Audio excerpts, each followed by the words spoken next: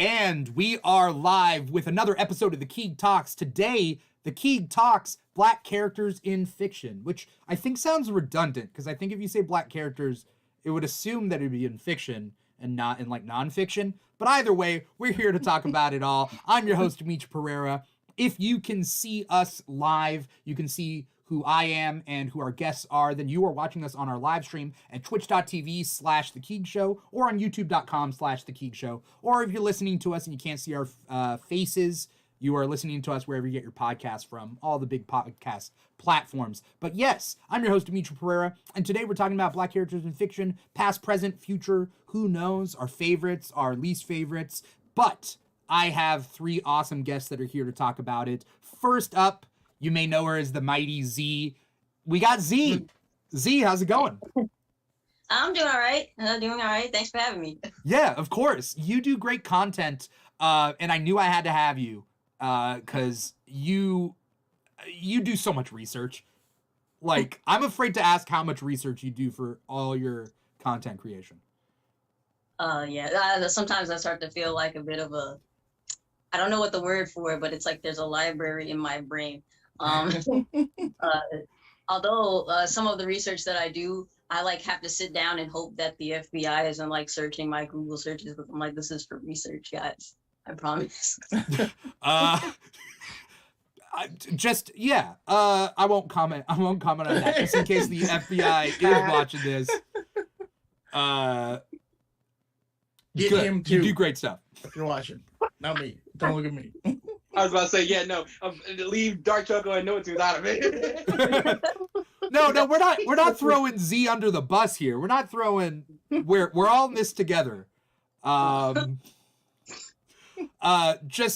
Keeg as a show, we don't have like lawyers on retainer, so just know that what we say may or may not be what we actually think. Anyway, moving on. We got Z. Anyway, thank you so much for coming on. Noahtoons. We got Noahtoons, aka Noahtoons. Noah, how you doing? I'm feeling great, man. I'm very excited to get started, dude. Seriously, I've been thinking about this all day. Yeah. You know what I mean? I'm super excited to share the love with my fellow black, fellow peoples of color. People with me. All these beautiful brown faces. You know what I'm saying? I love to see it. Love to see it. You do primarily cartoon content, right, Noah? Primarily, but I do dabble in comics. I do dabble in horror, and whatever I feel like talking about. Who cares? Yeah. You know? Yeah. Well, I'm glad to have you. I've been meaning to have you on the show for a long time now. So, thanks for coming on this. Dude, super excited to be here. Thanks for even reaching out. Seriously. Yeah. On such short notice. It was short notice, and I'm sorry. It's all good. No, it's fine. I would have done it anyway. It's all good. Last but not least, frequent member of the Keeg, Mount Rushmore, I would say like your face would be on it. Like, I don't know if there's anyone who's been on more Keeg stuff than DarthChoco himself. Yeah, all the way back from the WandaVision days. So it's been a ride. But yeah. Oh wow. Yeah. I'm DarthChoco. I do mostly Star Wars content, but I will talk about everything that I love because it's my outlet for my strife. So, do you guys feel like you get pigeonholed? Choco? Excuse me. Pigeonholed, explain it for me again. Well, just maybe put in a niche, I think. Yeah. So sometimes, okay. the app will try and pigeonhole you. If you only talk about one thing, you talk about something else, it's not going to push that out unless you talk about that thing enough to like break through. So like if you are if I that's why I always have to like sneak in Marvel DC content and some other things so I can keep it kind of primed. So if there's a big Marvel release coming, I gotta start 2 weeks before making a bunch of Marvel videos. So once that comes out, people will see it. But yeah, you do get pigeonholed by the app, not by what I want to talk about. Yeah, that's fair. I mean, that's luckily we're we're talking about a wide variety of characters that have, past, present, future, Black characters in fiction, in video games, in comic books, in cartoons, in Star Wars. Let's just say, what kind of characters did you guys grow up with? Whoever wants to, yeah, Z. Oh, sorry. Yeah. Yeah, with me, it was always going to be like characters like Storm. Like the first time, Storm is actually the reason why I got into Marvel, because like otherwise, because one of my earliest like introductions were like movies, like the X-Men movie, like like the Halle Berry Storm, and then like seeing her in shows like X-Men Evolution too, one of my favorites. So that was like kind of stuff like that, and then and then like just like the random like magical girl cartoons and like Winx Club and all that. You had characters like Aisha. And even before Aisha came in, there was like ones like Flora. Flora's Latina, but like still that's close enough for me. Storm was always a great character to me in X-Men. So growing up in the 90s, like I'm a huge X-Men fan. So Storm is like one of my favorite characters of all time. It was so cool. Oh, sorry. Go ahead, Noah. No, I'll let you talk. It was just so cool growing up because that was my thing as well. The X-Men cartoons and seeing like the leadership position that she was in. They played into her claustrophobia a lot, and that was weird. But at least she wasn't Jean Grey and fainting every like 30 seconds. They made her such a strong character. I was gonna say, growing up though, a lot of my favorite Black characters were the Black coded characters, like Piccolo and Skeeter. Skeeter was 100% Black. Those characters were just Black. I kind of felt Skeeter had to be Black. Skeeter was 100% Black, no doubt in my mind. I always got Black vibes from the Ninja Turtles myself. Fair. Whether or not you agree with me, that's cool. And those were kind of the things that I mostly grew up with, identifying with those characters. So y'all grew up with the 90s X-Men, and I envy y'all for that. I had to find out about that show later. I had to find out about how awesome that show was later. You know what I mean? But the fact that y'all grew up with that, I'm jealous of y'all, seriously. Evolution was pretty good, except the downside of it is that a lot of the characters who were Black and brown in that show, you find out that they're actually white in the comics, or they're not canon at all to the comics. Like Spike was a really cool one. I love Spike.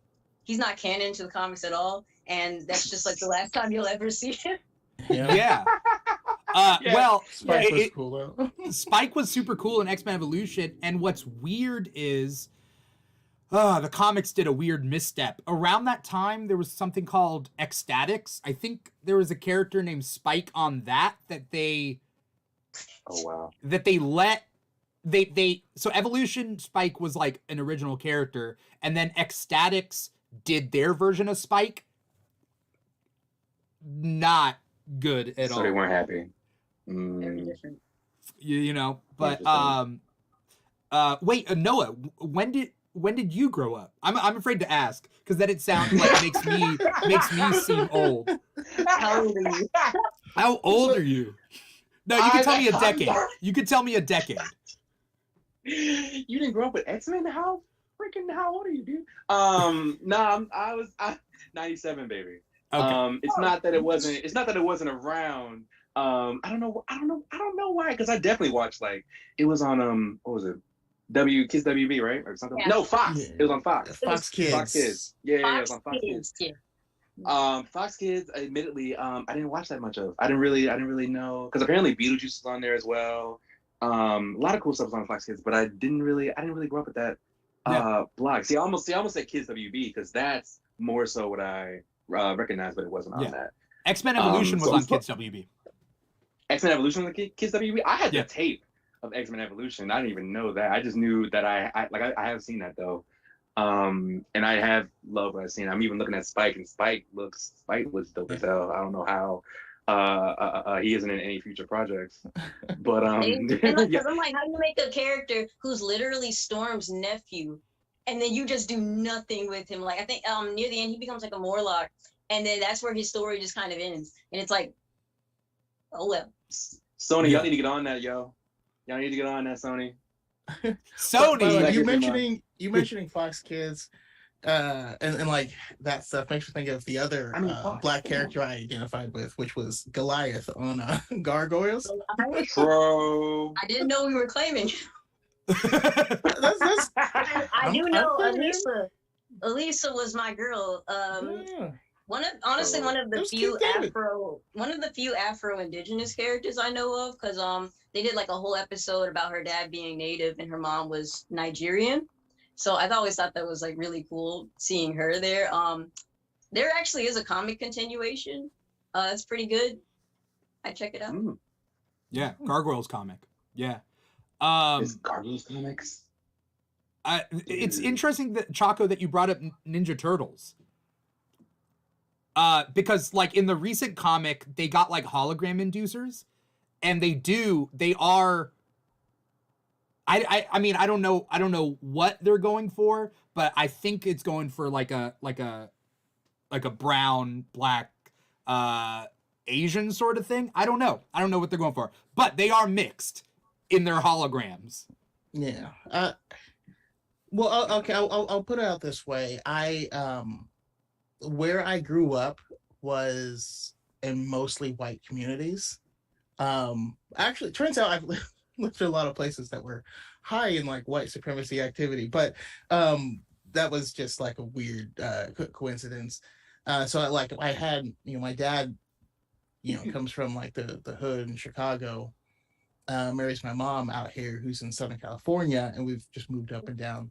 And so there's a lot of these characters who have had to kind of mask themselves, and as someone that's had to do that, most of my life, I kind of, felt a kinship with those characters, and so that's like the Ninja Turtles story.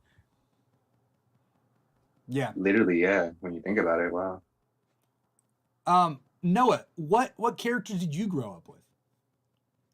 Oh man, the first character that even came to my mind was number 5 from Kids Next Door. Seeing her, and she was the coolest one. Nah, man, seeing her, absolutely run. And number one, like he was the leader, right? But everyone was like number 5 should be the leader, and almost was. You know what I'm saying? So it's like, you know what I'm saying? I hate that they did my girl like that. You know what I mean? Because everybody know number 5 is the best, like the best operative in the entire like sector. But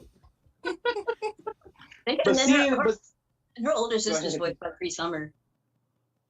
You said what now? Her older sister right. voiced by Cree Summer. Cree was Cree, yeah, literally. Cree as well, being her bad self as a villain. Oh no, that what's it? Them butting heads was some of my favorite parts of the show, even, you know what I mean? Because that really, I mean, you don't see, I'm not gonna say you don't see that a lot, you know what I mean? But like seeing that at my young age is still like, I don't know, like I don't even know where I would be without that. Another character people don't like to not admit it, but they don't see it, I guess. I don't know. Johnny 2x4 from Ed, Edd n Eddy is black. Like I don't know why that's not. I don't know why that's debatable apparently. But like, seeing his weird ass hang out with these kids, made me feel seen just a little bit. You know what I mean? Because he wasn't because he was black, but he was like the weirdest, the most annoying one. You know what I mean? Like, and it wasn't because he was black. Is it? You know Wait, what I'm saying? It was because he was annoying. You know what I mean? So like, just him with a watermelon on his head, though. Melon Man. Yeah, Melon Head. Yeah, Captain Melon Head. Yeah. I'm looking this up right now because it's been a long time. But yeah, we're talking the character from Ed, Edd n Eddy that has Plank as his best friend, right? Yeah. Yup. 2x4. Yup. Oh my God. Where, I never thought of it. What has sort of permeated pop culture is Max from the Goofy movie. Yes. Oh yeah. Yeah. To the point where in a recent Atlanta episode in this final season, I don't know if you guys saw it, but they do like a satirical mockumentary about Yeah. a Goofy movie. Like, did you guys see that episode? I haven't seen. I heard about it. I'm behind on Atlanta, but I mean, yeah, I feel like we. That's new. Oh, I need to see that. I need to see that now. the premise of the Atlanta episode, it's a mockumentary about how Disney as a corporation accidentally voted in a black president in the 90s. This is like the mockumentary part. So it's like a revisionist history in a way. And then the president, he like, it was too late. There was like no takebacks. And they were like, uh-oh, we voted for the wrong guy. And then he's like, I'm going to make the blackest movie of all time. And it's going to be a Goofy movie. And it's this mockumentary episode of Atlanta. You're kidding me. But I hear that a lot. That like people are like, oh yeah, Goofy movie. It's a very black story. I mean, dude, Powerline, you can't tell me Powerline wasn't black. Come on, bro. Them vocals, no sir, no white person's out here singing like that. I'm sorry, that's just. Your mama. I used to know all the words. I mean? Those the two songs that he sang, like the two Powerline songs. Don't quiz me now. Don't quiz me now. Stand out and eye to eye. Yeah. No, I got you. But since we're on the topic of Disney, I also forgot to mention the Proud Family. Yes. We got like the new seasons of it now, but like when it first came out, like this was something that was like really cool to me to see. And apparently it almost didn't get greenlit because when they showed it to the test audience who weren't really a lot of black people, they didn't get some of the jokes. So Disney almost didn't go through with it. But thankfully we did get it. Because it was just nice to see like a show, not only just like not only just a cartoon, but a cartoon that has a predominantly black cast. Because usually it'll be like maybe like, oh, the one black character and like their white multiracial friends. But yeah, this one was kind of a little different. I don't think we ever really saw that much until like, you know, stuff like Craig of the Creek and all that. But even with Craig of the Creek, I think like both his main friends are white. True. Yeah. I mean, Proud Family told black stories, and the interesting part is everyone in the family was different shades too. Yeah. And it kind of tackled some colorism type stuff, which was really cool. Yeah. And I actually got into an argument with somebody because somebody swore up and down that her mom was white, and I was like, no, please, don't do this to me.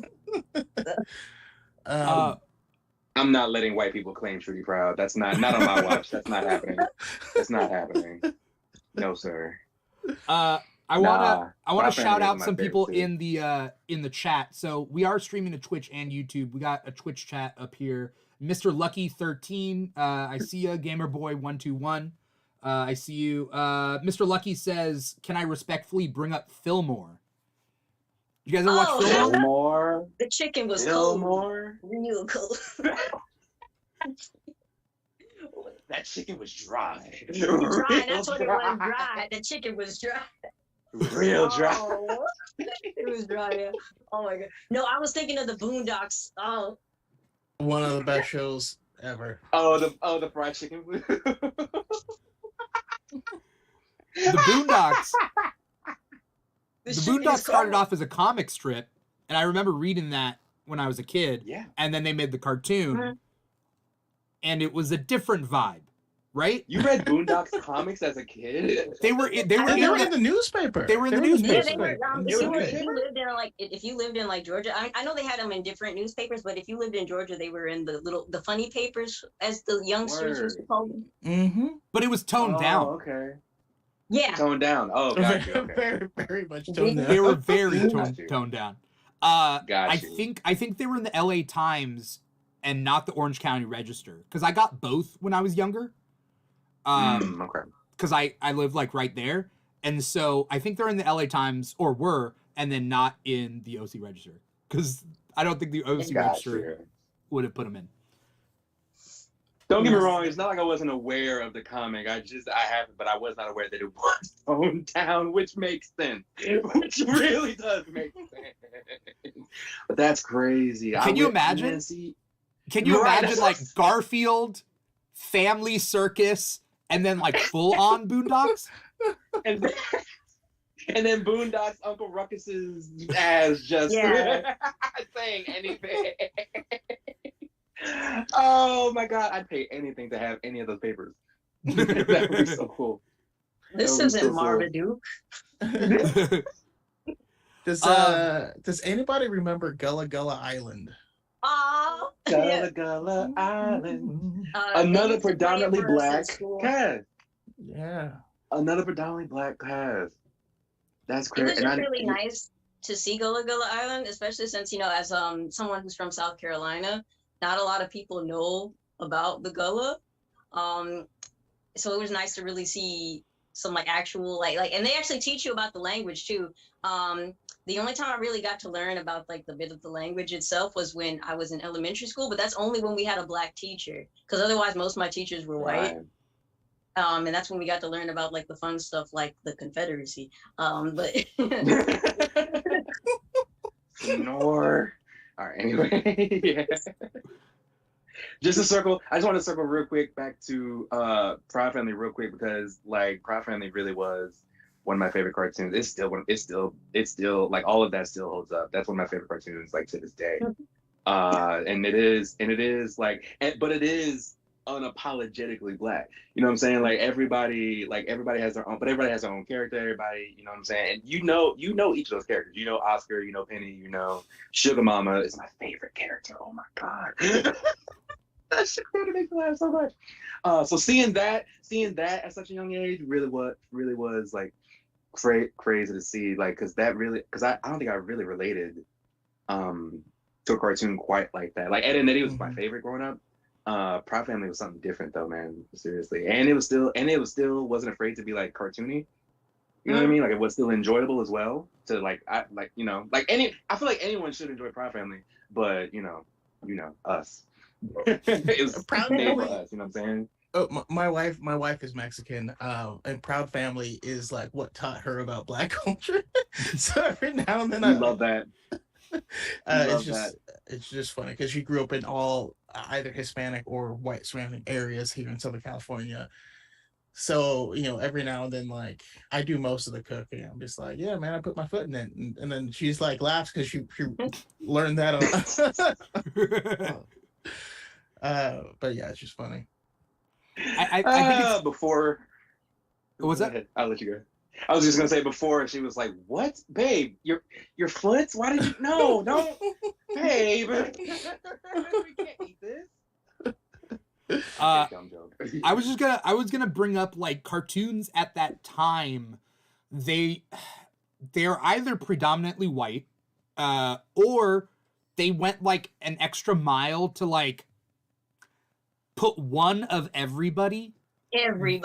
Like the five major food groups, It's kind of like the Overwatch. If you know about Overwatch, the Overwatch diversity thing that they use to measure diversity, like okay, we need like one black person, one woman, one disabled character, one like.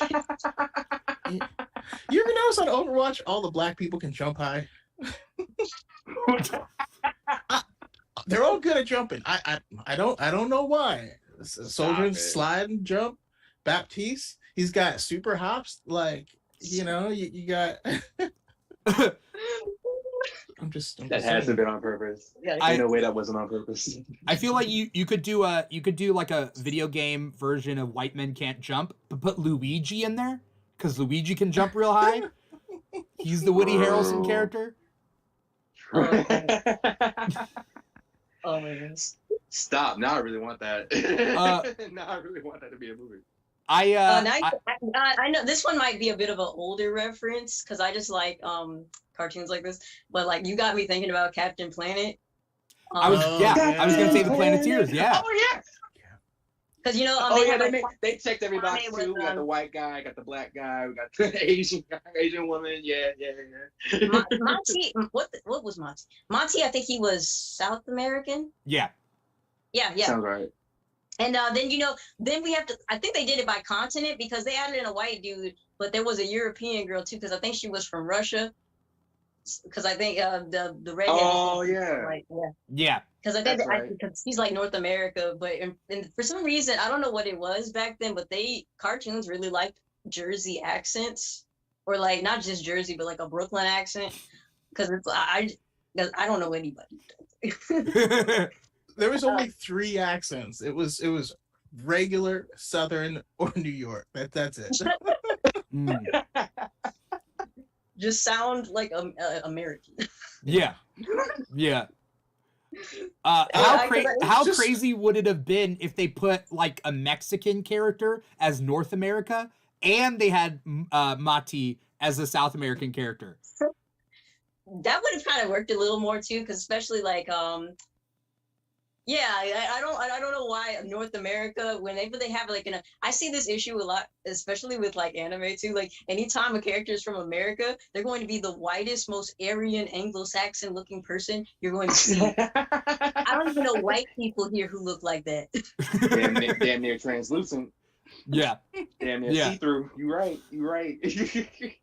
Absolutely right. Power Rangers did a pretty they did kind of what Planeteers did, right? Yeah, I have a mixed relationship with it because I love Zach, love him to death. But then I grew up and I was like, why do they gotta make the black guy dance all the time? You know what I mean? Like it's like in Transformers, the car starts transforming and it starts breakdancing while it's transforming, and you're like, yeah. I mean that's Michael Bay too, right? Like, and he's like, what's crack-a-lackin'? And you're like, okay, come on, then. He died so fast. No, even in his death, he was like, come on, man. What are you doing here? That reminds me, here? Have you guys seen Not Another Teen Movie? Yeah. Many years ago. Years ago, yeah. I've seen it for sure. I know Chris Evans is in it. Yeah, so they have young Chris Evans. They have one black character on it, and his sole purpose is to say like "damn" or like catchphrases, right? That was his role. He was literally. I think he even looked at the camera. And it's like, come on, man. You know I'm the white guy, the black guy. I'm pretty sure that was his character. Yeah, right? You're absolutely right. And then they go to a party. Or he goes to a party, and there's another black guy, and they're like, there can only be one of us here. Yeah, that's right. Come on, man. Oh my God. Then he leave too. He was like, all right, man, you got it. Yeah. I'll see you later. Oh my God, you're right. I've not thought about that movie in years. see, that's kind of like how like 90s, early 2000s movies kind of were. I talk about this a lot, but at some point, it's like black became its own personality. Like, in these movies you have like, you know, the preppy character, you got the geeky character, maybe a goth character, and then you have the black one. The black character, is to be black. Like that's their personality and everything. Like you see like Mean Girls, like the unfriendly black hotties. Movies like Bring It On, where everybody has to just kind of like you have to be that kind of person, and that's just kind of what being black became. Like even in like Clueless with Stacey Dash and the one Alicia who plays Silverstone. Yeah. He's on Scrubs. Faison. Donald Faison. Donald Faison. Yeah, Donald like Faison, that movie, that's basically his character. Yeah. And that's gone on for a long time. But you know what? I think we let that go on for a long time because we know that the black character would be the coolest one, like out of the group. Like there's no doubt in my mind. You know what I mean? Always. There's no way to get a foot in the door. you know, as long as they were there, Even in the horror movies, it was like that. Because, like, if there was going to be a feature in a horror movie, I promise you it was going to be a rapper or an R&B artist. Because I think 100%. It was like, who was it? I was Ice Cube in Anaconda. Yep. DMX was in it, I think. They got LL in Halloween, you know, and Busta Rhymes. They got LL and Busta Rhymes in Halloween franchise. And right? Kelly Rowland in Freddy versus Jason. Yup. House. Oh wow, that line is crazy to this day. House meets dark meat. Jesus Christ, Freddy. Like they could. I know the writers were waiting to make that joke. I know they did. They wrote that joke before they before they cast it. They're like, all right, we have to find someone for this joke. Jeez, Freddy. I knew you were a monster, but are you also racist? There was a singer in Resident Evil. I can't remember her name. Was it Eve? No, it wasn't Eve. It was one of them. I'll remember it later. In the movies or the games? Probably the movies, right? The movie. It was in that scene where she's trapped in the car and those infected birds. I don't know. Oh God, I don't remember that movie. It was so many years ago. The Resident Evil movies were okay. I'm not saying they were the best thing in the world, but I'm saying no, they had their place. They did their thing, and if you wanted that, it was there. You know what I mean? Yeah. You see Resident Evil, you see Underworld, and that was like, yeah. Underworld. I'm actually glad you brought up Underworld. I don't know if anybody else knows this, but the creator of it, he's a really well-known comic artist. He's really cool. But part of the symbolism of Underworld part of it was kind of symbolic. He says himself was that it was symbolic of like his relationship with white women. Really? Yeah, the vampires are more so like whiteness, and the werewolves. That's why the werewolves were slaves. Huh. That's interesting. Oh my! That just God. recontextualize. Are you gonna make me go back and rewatch Underworld? I can't do it. I'm gonna have to watch Underworld, aren't I? And then they find out that they came from a common ancestor later on. Like, yeah. Okay. This is. Mm-hmm. Oh my! I need God. to rewatch Underworld. Man. We were like, kids, no, man. Because if you've ever seen him, Kevin, he's like super tall. I think he's voiced a few I think he voiced a DC character. I can't remember who, but he's really known for his really deep voice. But he said, yeah, like I'm a super tall black dude, and so when people see me with like a white woman.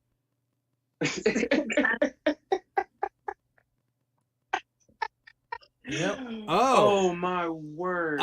Yeah, his name is Kevin Graveau. Bravo, yeah. Kevin Graveau. Or Graveau. I'm not sure. It's French. Bravo, I think. But he plays a character, Raze. Yeah. In Underworld. Yeah, he's the really tall the dark-skinned black dude with the really deep voice. One of the werewolves in the background. He also voiced Black Beetle in Young Justice. That's who it was. That's I knew it was one. That's who it is. Okay. Oh man, wow. I love that guy so much. I love him now. Like, I love him now that I know that he's Black Beetle and freaking. You have one through the door too. Oh man. Yeah, he's co-creator of Underworld. The hard way. So he's beating her against the wall, like. Everybody just laid out. I think the only person standing was Batgirl at that point. Yeah. And she's like, I'm just gonna lay here. Give me no mind. Damn, now I want to watch Underworld for real. I love the series a lot. That was back when everything was like slow motion and black leather, everything. Everything. Well, that's when the Matrix came out. You had to be Matrix, Blade, like yeah, Blade, yeah. You know, trench coats. You guys like Blade? Yeah. I like the first Blade. Okay. Okay. So the first Blade is its own thing, and then Blade. Yeah. Then the rest of them fall. The rest of them fall into the same category as the Underworld movies, in my opinion. Like it took a turn. Okay. For sure. But I'm a staunch defender of the second movie. I really like the second movie because I just like the whimsy of Guillermo del Toro in general. Sure. And honestly, Prince, because what was his name? That was the other movie. Because you can really tell he modeled the second Blade and Hellboy in a very similar way. Actually, it's the same actor. The character who plays the second Blade movie. Sorry, what was that? Yeah, the character who plays the antagonist in the second Blade movie. What was his name again? The one who had like the split mouth. What was it? Novak or something? Nomak. Yeah, it says Nomak. Nomak. Yeah, No it's Matt? the Okay. same. He's played by Luke Goss, who is the same guy who plays Prince Nuada in the second Hellboy movie, Oh. also directed by Guillermo del Toro. So they really parallel a lot. But I just really like that one because I don't know, it just had more of like a vampiric thing. Like I liked the use of like the Nosferatu looking vampires, except making them more of an infection rather than like the standard vampires you saw in the first one. And he was just really cool. Like the fight scenes were awesome. And the cast list was kind of stacked. I think who was it in that movie? Was it there was a particular martial artist in there. I can't remember his name. Donnie Yen. Donnie Yen, yeah. Yeah, I really liked that one. Oh man. Yeah, I mean, there's a lot of people. Norman Reedus is in this. Yeah. Really? This is before Walking Dead. Yeah, Ron he was Perlman. Ron Perlman was the one, like, he looks Blade in his face and he's like, "Can you blush?" That's right. Which sounds kind of cute. But And now in that context, probably But not. now it feels weird. You Yeah. know? Like if apparently, he like booped his nose, he's like boop. He'd be cute, right? I think Wesley Snipes said they were filming in some slow. It was one of those Balkan nations, like, you know, Slovakia, Romania, that's something. They were filming in one of those areas. I can't remember which country it was, but he was basically saying how like he would get some racist remarks from people, and then one of them was like, "Can you blush?" Because it's like, you know, people with darker skin, it's harder to see that. So they were like, so then he's like, you know, on put it in the the movie. dark end of that scale. right. Yeah. Ooh, but we love him. Love that dark chocolate handsome man. Sure.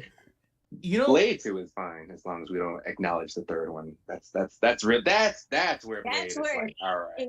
Yeah, that's we're gonna bring in Dracula, and you just no, it wasn't even. It was Dracula, but then out of nowhere he's like, Dracula. "Call me Drake." Yeah, Drake. I'm like, come on, bro. How do you take? I need someone to cut that. Be like, you can call me on my cell phone. I think he had the same. Can you imagine a young Aubrey Graham watching that movie being like, That's me. "Oh my god. All right." Oh, man, I needed a check. I needed a check, man. That's all. Just needed a check. There's also the Blade TV. There was like a Blade FX. It was FX The or anime. MTV. It was an anime. No, there was an It was anime. really- There was a live action Blade show. Oh, that one. I remember him. Yeah, the bald dude. There's a I live remember- action He's a movie. I mean, rapper. duh, Yeah. There's a show.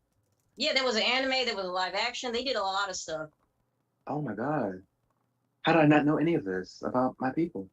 And That's the crazy. anime's pretty cool because he like goes all over the world fighting different kinds of vampires. Like it would be vampires based on whatever mythology of vampires that country had. Because one of them was like in the Philippines. Oh. Mm. That's the anime, right? Yeah. I haven't seen the anime. The That's live when he action showed up on the '90s Spider-Man show, and that was awesome. So the 90s Spider-Man show was interesting because they couldn't actually have vampires.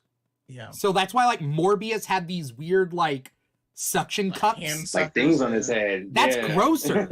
That was he was Make like up another way of him being able to touch stuff. Like just say it's his power. Like yeah.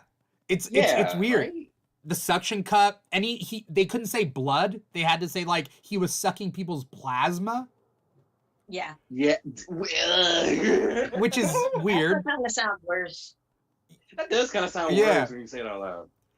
Like let Why not me just You say- suck your plasma. let I me think I suck. would even prefer it if you just said like energy or something. Like he drains your energy. Like Yeah. do something like that. Anything else, right? Yeah. Didn't have to be a bodily fluid.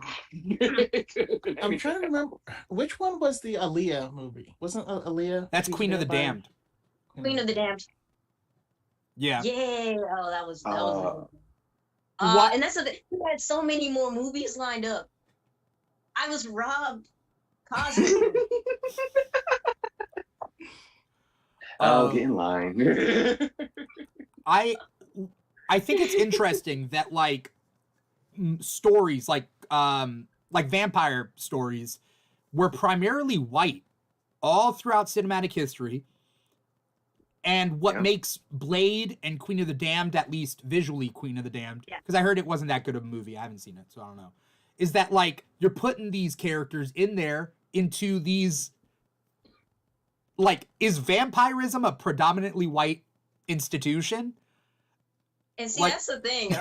It's kind of been, well, no, because a lot of countries, like even Africa, has their own versions of these different creatures, but because of the certain things that got attached to vampirism, like what was it, like Twilight, Stephanie Meyer's main justification for most of vampires being white is that, oh well, when you're a vampire your skin turns pale, so if you have dark skin you can't be a vampire. Because even the one black dude in that movie, the one black vampire, the reason he wasn't even supposed to be in the movie, the director herself had to fight for that, because Stephanie didn't want any black people in there at all. And if it was going to be a black person, then they had to be light skinned. But they were like, no, we want a darker skinned actor. So it was like, so then just to make a like amends or something, that's why he's like literally looks like he's covered in ash. I was about to say. I was like, wow. I was about to say he's pretty ashy in that movie. Oh wow. Like please, like vampires don't have lotion. So squirt some Jergens on them or something. Yeah. So you're telling me, not only did they not want black people as vampires because they just can't see that, but once they doubled down and put a black vampire in the movie, they made him ashy as hell. Is that what I'm hearing?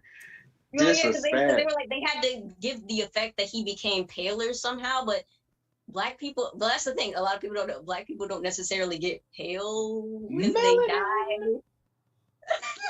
So it's like, it's called melanin. That's all it is. So I don't know what, I felt bad for the guy.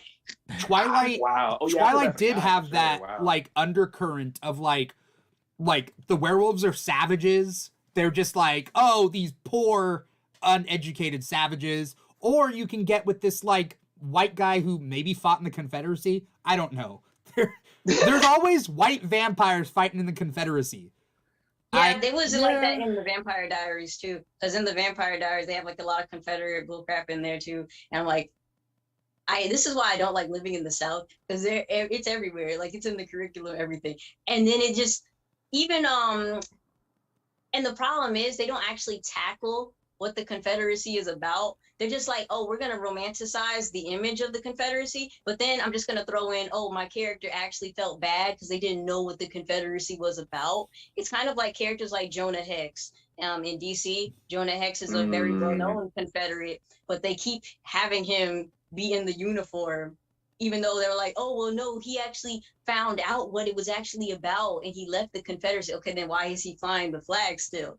You don't need to do this. You don't. And that's the thing, they keep putting it in so much media. So like why do I need to see it in this show about vampires? And if you're gonna put it in a show about vampires, so I think they did this in True Blood too, where there was a black girl, she literally asked like, have you owned slaves or something like that? And then the white girl's like, you can't ask that. Why not? Why not? What? You gonna tell? Wow, telling that to a black person is crazy. You can't ask that. The hell? What are you doing? That's their business. Like keep that on the low. That doesn't. No. That doesn't matter. Interview with a Vampire also, like the original novels and the Brad Pitt movie. I think is Brad Pitt, right? Yeah. That also has like vampires in the Deep South during slavery. It's just like, actually, have y'all seen Abraham Lincoln Vampire Slayer? I saw that was coming out, and I said, nope, my brain can't handle this. So, do you want to know what? I've been curious about that movie forever, like since it dropped. I'll be honest. Most of it is historically accurate, just not the parts with the vampires. Just not the. Are we talking the book or the movie? There's both. A book. Yeah, the movie is based on the book. Because we watched it for one of my historical film classes. I'm a historian. So in the movie, they keep things like Abraham Lincoln did have a friend who was Black at the time. And one of the interesting things that they do with the film is that they use vampirism as like a metaphor for the South, basically, like, you know, like white supremacy, because all of the Confederate soldiers, you find out that they're all vampires, and then they're trying to basically bleed America dry. So like it's like a really cool kind of thing that they do. And part of the this is where things get a little wonky though, is that, like, you know, after Abraham Lincoln saves the day by like giving the Union silver bullets, because I don't know why they use silver bullets, because that's usually a werewolf thing, but werewolf thing, yeah. What? But ever since then, every president is passed down. Every president is passed down the title of being a vampire slayer, and it's their job to fight off vampires, or like, you know, things like that, and to keep the peace in America. And then the movie ends with George Bush getting a visit from like the vampire who like is like the guide for the vampire slayer. It was either George Bush or Bill Clinton. I think it was George Bush though. I'd love to see Bill Clinton in a movie like that. that was the book. I think in the end of the movie it was Obama. That would make sense. That was around that time. I would love to see Obama fight vampires. I don't want to see. That's the movie I'd watch. I don't want to see George Bush or Bill Clinton. Or like, what? Bill Clinton killed him with his saxophone. Like, I'm watching this movie tonight. Are you kidding me? I just need answers. But there's also like that comic that came out not too long ago, Harriet Tubman Demon Slayer. I've heard of that. Yeah. Wasn't there a movie too? Didn't the movie just come out? No, it's just a comic right now. Just a comic? Okay, never mind. But I think there's another. But I did hear about that. I think there's a lot of stuff about Harriet Tubman, because I guess that she's like the one that they just kind of know about. Right, yeah. There's also Magical Girl Harriet Tubman, but that's another thing in itself. What? What's Magical Girl Harriet Tubman? That means she's got to transform into something. So basically, like, there's a card game, and in the card game, every historical figure is like this cutesy little anime girl, and one of them is Harriet Tubman, who's a magical girl, and she basically uses her powers to like free the slaves. You're lying. You're shitting. No, you can Google it right now. Like, just like listen, I'm imagining the weirdest game of Yu-Gi-Oh! Of like, you have activated my trap card. I have now liberated your entire team. And you're like, have you ever seen the anime Fate? Have you ever seen Fate? Yeah. It's kind of like that. Okay. Oh my word! But I didn't care for their presence, because some of them, I think, what was it, Mansa Musa? They made this one like super big titties, like it was like weird.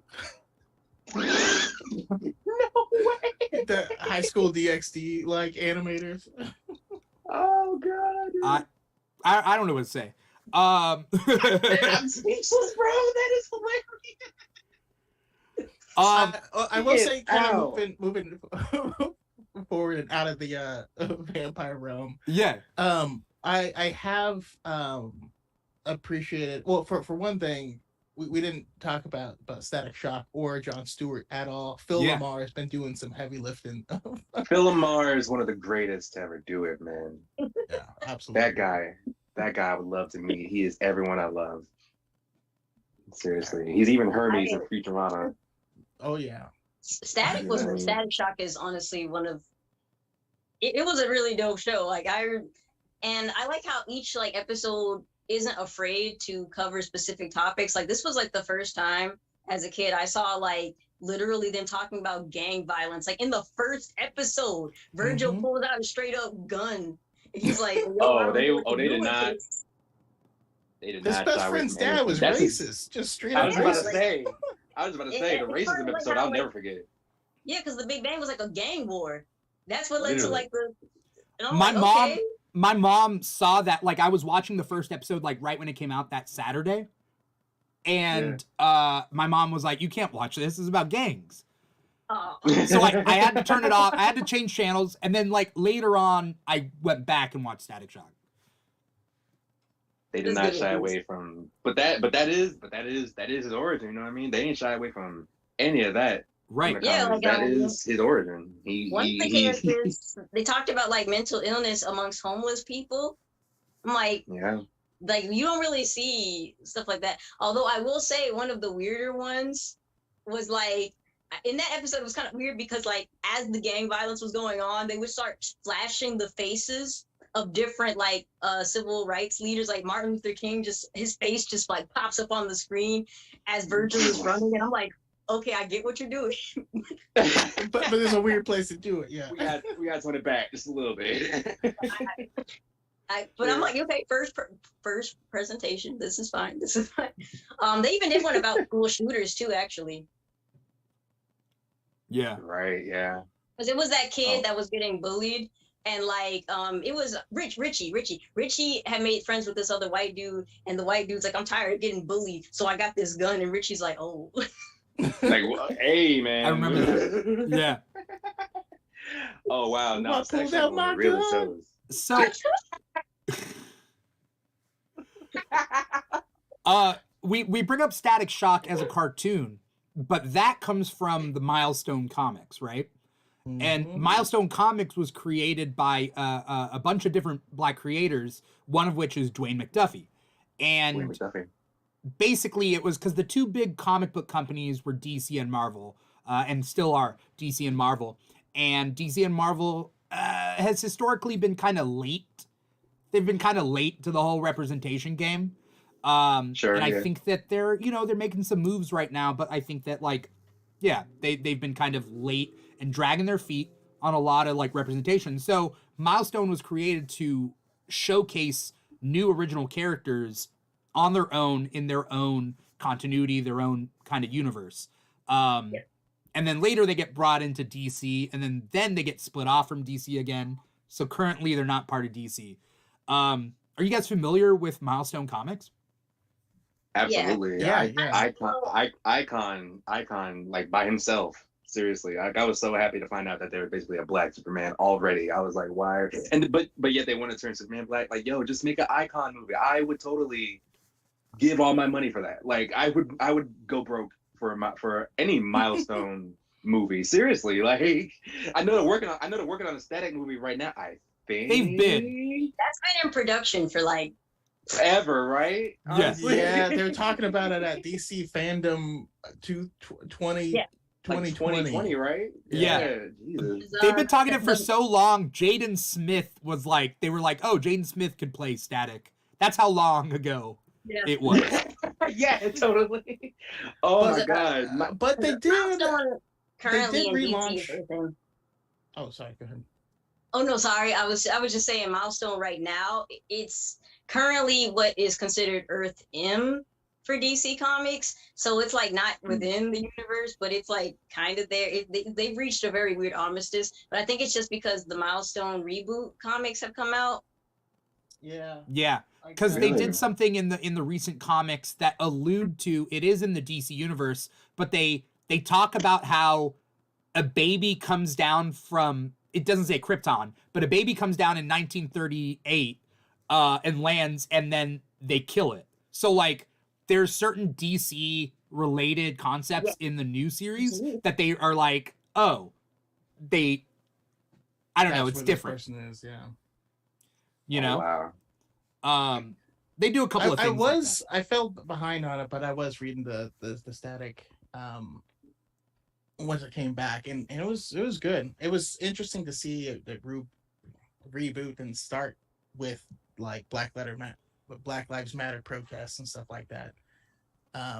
Yeah, it was an interesting modernization of it. Yeah, but you're absolutely right. Icon is a character we need to get in the films. Also, I need Adam Brashear to come in on the Marvel side as well. Yeah, Blue Marvel. Something that I find interesting. I don't know how you guys feel about this, but because a lot of these mediums were essentially white only, right? Like the books and comic books and cartoons and whatnot. For a long time, we're kind of whites only. For continuity in universes that are like DC and Marvel, they've had to create new characters and then plug them in previously. Adam Brashear from Marvel was created, let's just say 15 years ago, but then said like, oh, he's always kind of been around. They've had to retcon him in.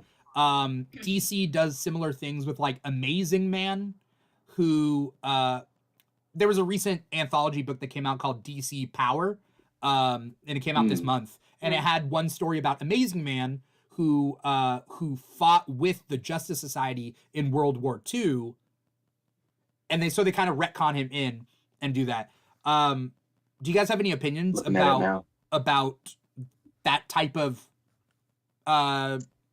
character creation? Usually I'm kind of cool with that sort of thing, just because, when it comes to comic continuity, everything is subject to change. DC reboots its universe like infinitely. I don't think there'll ever be like once every 5 months. Like there will never be a solid DC continuity. If you ask me to explain the continuity, Prime Earth, New Earth, I can't do that for you. Because it just is going to be what it wants to be. They're trying to do that now with current DC. Like they listed out all the different like Earths and what they're going to change that in like the next few years. I don't take them seriously. So I'm usually kind of cool with them. I'm usually okay with it. Just because, it is their way of trying to rectify issues that happened in the past. My only thing is that you have to stick to that. You don't do it for this one continuity and then never bring it back up again. If I see this character, they need to stay there. If you do it for like this one time and like after Black History Month, I never see them again, nah. Yeah, nah, that don't count. That's a void, actually. We don't count that. That's been voided. It's been null. Yeah, but I agree. Comics have just been around forever. You know what I mean? So back when, we weren't even considered people.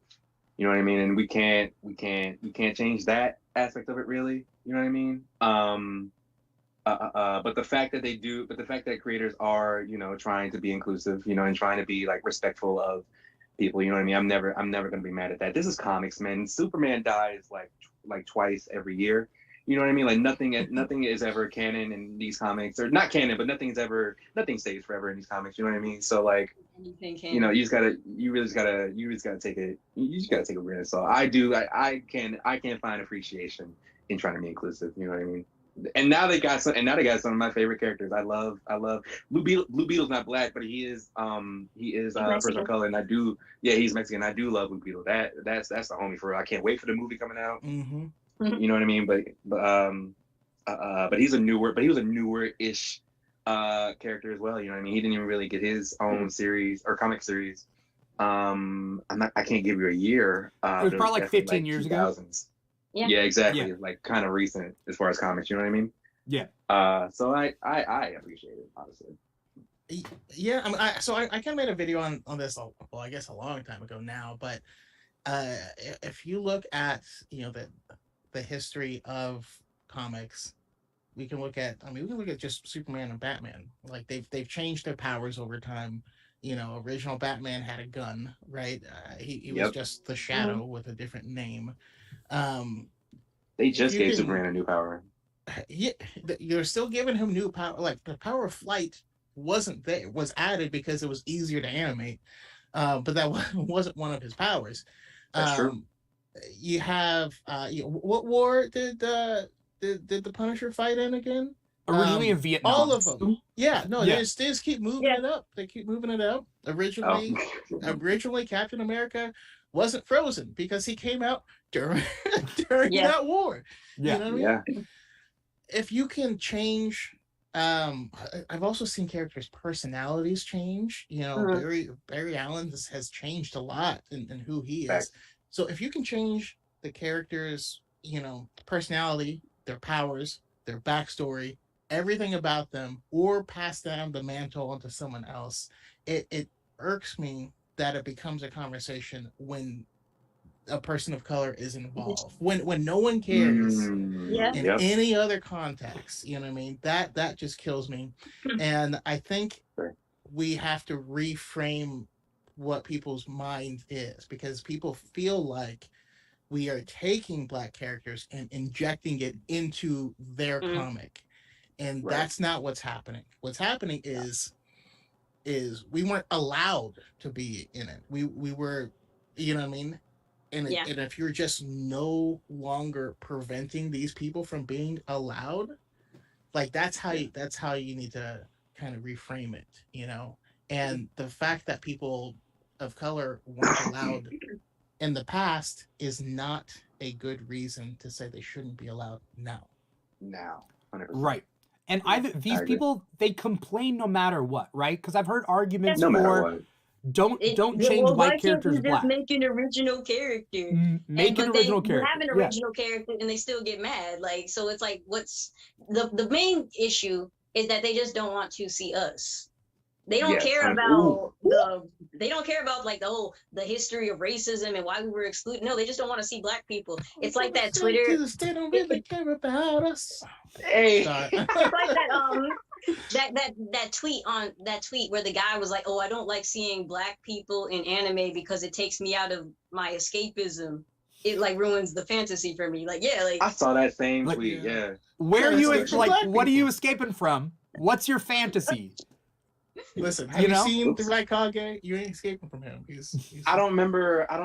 Oh man, he's a brother. I don't remember his name, but he had a great bit on the Daily Show where Trevor asked him what he would think about a black James Bond, and he was like, "Dog, you can't do that to white people. That's their comfort. That's a white man's dream job." Roy Wood Jr. Roy, yes, thank you. Oh my God, thank you so much. James Bond gets to go around, kill people and not get arrested for it. He gets all the women he wants. You know what I'm saying? He gets to save the day at the end. You can't. He was like, you can't take that away from white people. It's kind of right like now. You just reminded me. Back with Resident Evil, there was like talks of a Black actor playing Arnold Wesker, and I was like, I don't know enough about Resident Evil to know. The villain? I don't know, man. I need that. I was at I took sketch comedy classes at UCB in LA, and I wrote a sketch for one of my classes called it was like Agent Hugh, like Hugh, but it's supposed to be like Hue. But basically it's about a secret agent of color rolling up to a special, where the bad guys are, and he gets out of his car and he's dressed up, and then he throws his keys to the valet, and then somebody else pulls up and throws their keys to him.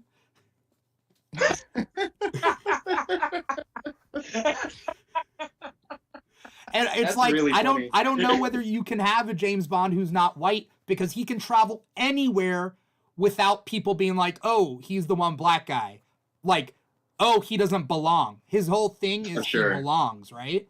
For sure. You see James Bond, oh yeah, that's James Bond. It's kind of like with Batman, a lot of people are like, the only reason Batman can get away with what he does, like being like a powerless vigilante, is that he is white. Like, white privilege is a part of his power, because if let a black man be out there, they would because that's actually why when Jace Fox becomes Batman in Future State, he covers his face. It's covered. Because he's like, yo, no, because they're gonna know I'm black. And they ain't gonna get me. And that's the thing. There aren't that many black rich people in Gotham. They would immediately know it was. It's obviously related to Lucius Fox. Like, Jace Fox is like, yeah. That's true too. Damn, they would immediately know who he was. Right. Crazy. Also, a secret agent who's not white is gonna be thought to be like a waiter. You know what I mean? Like, you're gonna go into this casino and people are gonna like get I don't know if you guys have ever done it. Like, I don't know if you work at a Target, or like not if you don't work at a Target but you wear red and you go into a Target, people ask you for things. Yeah. It's kind of like that. Totally, yeah. Also, and I know it's not meant to be like this, but it also kind of made me chuckle when they introduced Signal to the Bat family. Yeah. And he's like, oh, are we gonna get a Black Robin? He's like, no, we're gonna do something different. Slow this- your this- roll, this partner. Power is that he this can one see time. during the daytime. It just I'm made weak. me It sucks chuckle. because Signal, Duke Thomas, in like it was like an alternate future looking thing. He has a Robin costume, and it is the coolest Robin costume that And that's the I've last ever. time you'll ever see. I'm looking at this Look shit. it up. It's Look it up. Look up sweet. Duke Thomas Robin. You will see his Robin costume. Duke. And that's It's the the thing. one He did where- really well in We Are Robin series. But it's like DC just has no faith in him at all. They don't even include him in like the Bat family photos. Yeah. But I'm like, but then they try to use the excuse of, oh well, he's not adopted by Batman. And I'm like, okay, well, you have Huntress in the picture, you have Harley Quinn in the picture, but you Oh, can't wow. include Duke Thomas. Like, Oh wow. Yeah. Robin suit is pretty sick though. Yeah. You Nah, see the one, this the armored is- one, right, with his hair back. This shit is I thought slick. that was- Hell yeah. It's a sick costume. Look, I didn't even know this existed. I had no clue who Signal was till today. That is Yeah. crazy. Yeah. Now But I'm I gonna mean, read all this. and then- Signal would be a cool character if they used him more. You know. Yeah, and- but use the them. thing, and when that's you're the already issue. a Black DC fan, you have to be used to getting screwed over. Anytime I see a character that looks like they have Unfortunately. a lot of potential, I already know in my heart that I can't get attached because something bad is going to happen to them. They're not Yep. going to get the main character treatment that everybody else does. Or they're going to show up in like one run of a series and then just never be used again until like the next Black History Month 10 years later. Yeah. Yep. And Did you know? they get a person of color, like they put them in this role or make them this character, and they're like, we don't think this is going to sell well, so we're not going to use our full marketing budget on it like we would Yep. with these ones. And Yeah. you're like, well, then it's not going to sell well because Then you're it's not not gonna sell. marketing it, and you're Exactly. not, and you don't put. But then you can blame it on the frustrating. fact that they don't sell well when it's actually just like well, we didn't actually have faith in this You shot it in non-white the character. kneecap Yeah. before it came out, and I don't know. That's just It's kind of like when you're looking at stuff like Miss Marvel, because with Miss Marvel, they at least put some like effort into representing Kamala, even if it wasn't like the best first foot forward. It was still something. Like they actually made it like their like goal to make sure this at least does well. People know that it's coming. They marketed it. It was something. I mean, people are still going to hate it regardless, just because people are just going to be ignorant like that. But it doesn't matter because it's not for them. So like even within like, and like I'm like I don't even understand the initial hatred for characters like Kamala and Miles when they first, because like when Kamala and Miles Morales were first introduced, people hated them. Same Oh, with absolutely. 100%. Riri Williams. I'm Ironheart. People hated these characters when they first came out. They didn't even give it a chance. Some of them, Yeah. it came out so fast. Like I was seeing like the YouTube clickbait stuff so fast that I'm like, did you even read it? Did you even give it a chance before you started coming out with these blows? And most of the Yeah. time they don't, and then you watch the video and then they out themselves like, oh, you didn't read it, got you. People. or even if they do read it, it's not something that they would have ever read. It's not something they care about at Yeah. all. So going into it, they're already like, all right, I guess I'll sit through this comic. Well, it's like someone, Yeah. like She-Hulk being an accurate representation of the comic book character, and then people who don't like the comic book watching the show, not liking the show, you're like, well, that's how it's supposed to be, right? Duh. Yeah, you shouldn't have liked it. Yeah. That's why Well, Phase it's 4 like has been they so came in funny with to the me. intent to hate. Yeah, Phase 4 You're has gonna been hate so it funny to me You're gonna hate because it. Exactly. they set up every character in phases 1 through 3 to like have a white main character and then have like a woman or person of color as their like sidekick. And then when all those people start retiring, then like there's only women and people of color left. And they're like, we didn't think this through. Like, but see, that's kind of where we get set up, because it's like people got so used to seeing nothing but white people for so long that when we finally get a chance, people think it's an invasion. Right? It's like we finally get our turn and they're like, oh no, they're taking over. They're coming for your comic books. They're coming for our TV screens. We can't allow this. Not my Like, Captain we just America. got here, bro. Hashtag not my Captain America. You know how long I waited for a freaking anything revolving Monica Rambeau, who should have been the first Captain Marvel, but that's another thing within itself. So I'm like, fine. But I still had to wait for this. All of you already got everything you wanted. You got everything. I got one thing, and this, but apparently that's not allowed. You can't have happiness here. It's like, even like with Kamala, I saw like grown men on the end, like bullying this teenage girl. Like, first of all, she's Oh not my God. for you. She's not for you. like it's cool if you like it, but you have to really, really know when something was made for a particular audience, because like, you know, they can like help you out with certain things. Like, you know, they'll translate certain words that are spoken in like the series, but some things are like cultural. So like people from the culture are going to understand it first because it was made with them in mind. It was made to represent them. Absolutely. And I understand that entirely, but apparently they're not getting the memo because they're like, this isn't relatable to me. I don't get this. No shit. Like, what? No shit, you don't relate to it. It was kind of like the initial backlash to that film, Turning Red. You know, the Disney. Yeah. Because I'm like, you had a bunch of grown dudes who are like, I don't understand this movie because it's weird. It's about a 13-year-old girl who's experiencing the changes of life. Oh, you can relate to a toy, but you can't relate to a, like, bro, relax. Like, this is a cartoon. And Turning Red is my favorite, like, that Turning Red go hard. That's my favorite movie, I think. And it's funny because Brie Larson was right.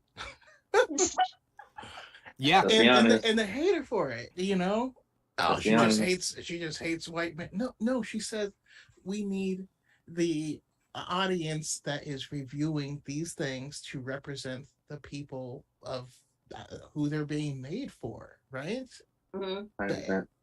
And that hasn't happened, and that's why we see all this really stupid stuff.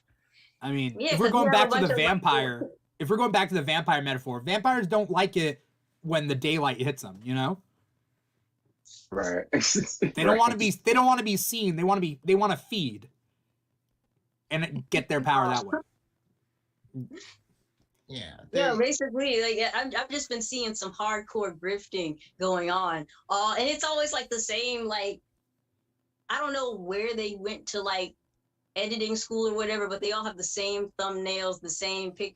I don't know. It's over sensory and it makes me mad.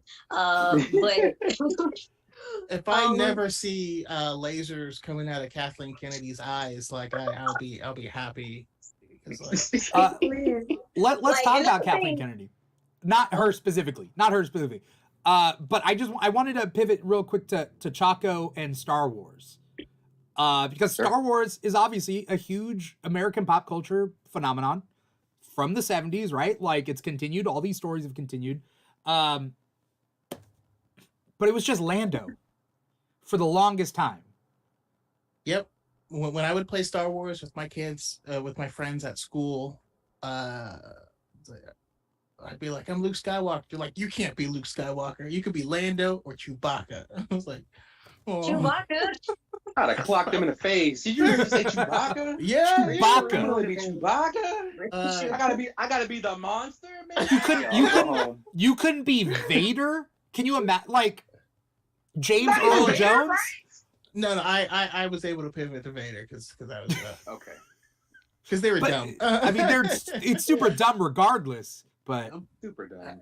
But yeah, and then so we didn't get, you know, anything else until I mean, we got Mace Windu, we got Captain Panaka, but most of these are side characters, and even people like Mace Windu get all this weird hate where people are like, he's the reason that Anakin fell to the dark side, and you're like, he didn't even interact very much. Like, I remember in this one Star Wars comic, they drew him like a literal monkey. Like they gave him like facial features that were like an actual monkey. I need to pull that one up because hell no. But do you remember the reaction to the first trailer for The Force Awakens? It was I got a opinion with Finn. Yeah. Disney owes that man so much.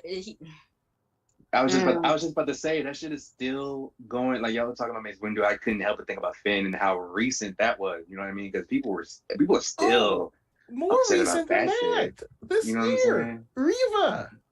Yeah, like it. Okay, Like, I was at Star Wars Celebration, and during an interview, Moses Ingram said, "Oh yeah, Lucasfilm warned me that I might get some racist backlash or something like that for being in this role." Right. Yeah. That was the night we were talking about that the night Dimithri, we were doing the thing at the brewery. Oh yeah, And yeah. people lost their minds. What? She shouldn't have said this. She's only saying this so that we can't critique it later because people will say it's being racist. And then what happened the very next week? The next week, people started saying racist stuff to her, and the conversation never was like, "Let's not be racist, guys." It was right. And it was never. Oh, your character just sucks. It was strictly. Yeah, I see what you're saying. I mean, there were racist people saying the character sucks, but you know what I mean. Yeah, they were doing it for a specific reason. Oh, here's why. Yeah, exactly.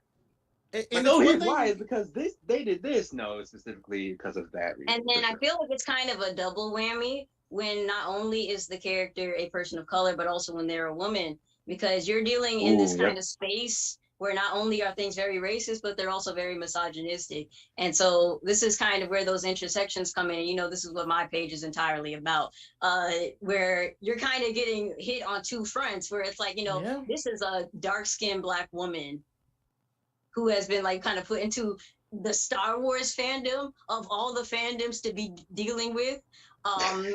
Dark-skinned and never sexualized. Yep. So then it's people where I saw some really nasty stuff. Just some of the really gross comments, people whitewashing her images, things like that. And and it's kind of the same with what happened with Rose Tico, the actress, one of the only Asians in one of the few. There's only like a little handful. Because I think there was another Asian actor in the other film. What was it called again? Oh, in Rogue One. There's one. Donnie Yen is in Rogue One. There you go. Then Rogue One. Okay. There's one Asian guy who's a general in the rebellion, and that's it. Well, what about Donnie Yen's partner? However you want to take it. Yeah. However you want to take partner Base in that, Malbus. by the way. I mean, it's however Donnie Yen wants to take. Never mind. It's very annoying too when you're dealing with this stuff, because it's like this is actually something I have to deal with personally. Because anytime I so much as speak, I actually have to mentally prepare myself anytime I upload anything, because I already know some things that I have to deal with and some comments that I get. Because one, I already know I'm going to have to deal with racism, but then two, I have to deal with people who will undermine me or ignore me or be combative with me because they think that I don't know what I'm talking about because I am a woman in a nerd space. And, we're still kind of in this intersection of people still thinking that women are pretending to like these things for attention. I'm like, what do I gain? What do I gain from life? Right. Other nerds, nobody's trying to don't care. I don't get paid for this. What? Yeah. It's very annoying. And the kinds of people I have to deal with and the kinds of comments that I have to read. So I can only imagine what it's like for the actual actor, because people are. Yeah. Oh no!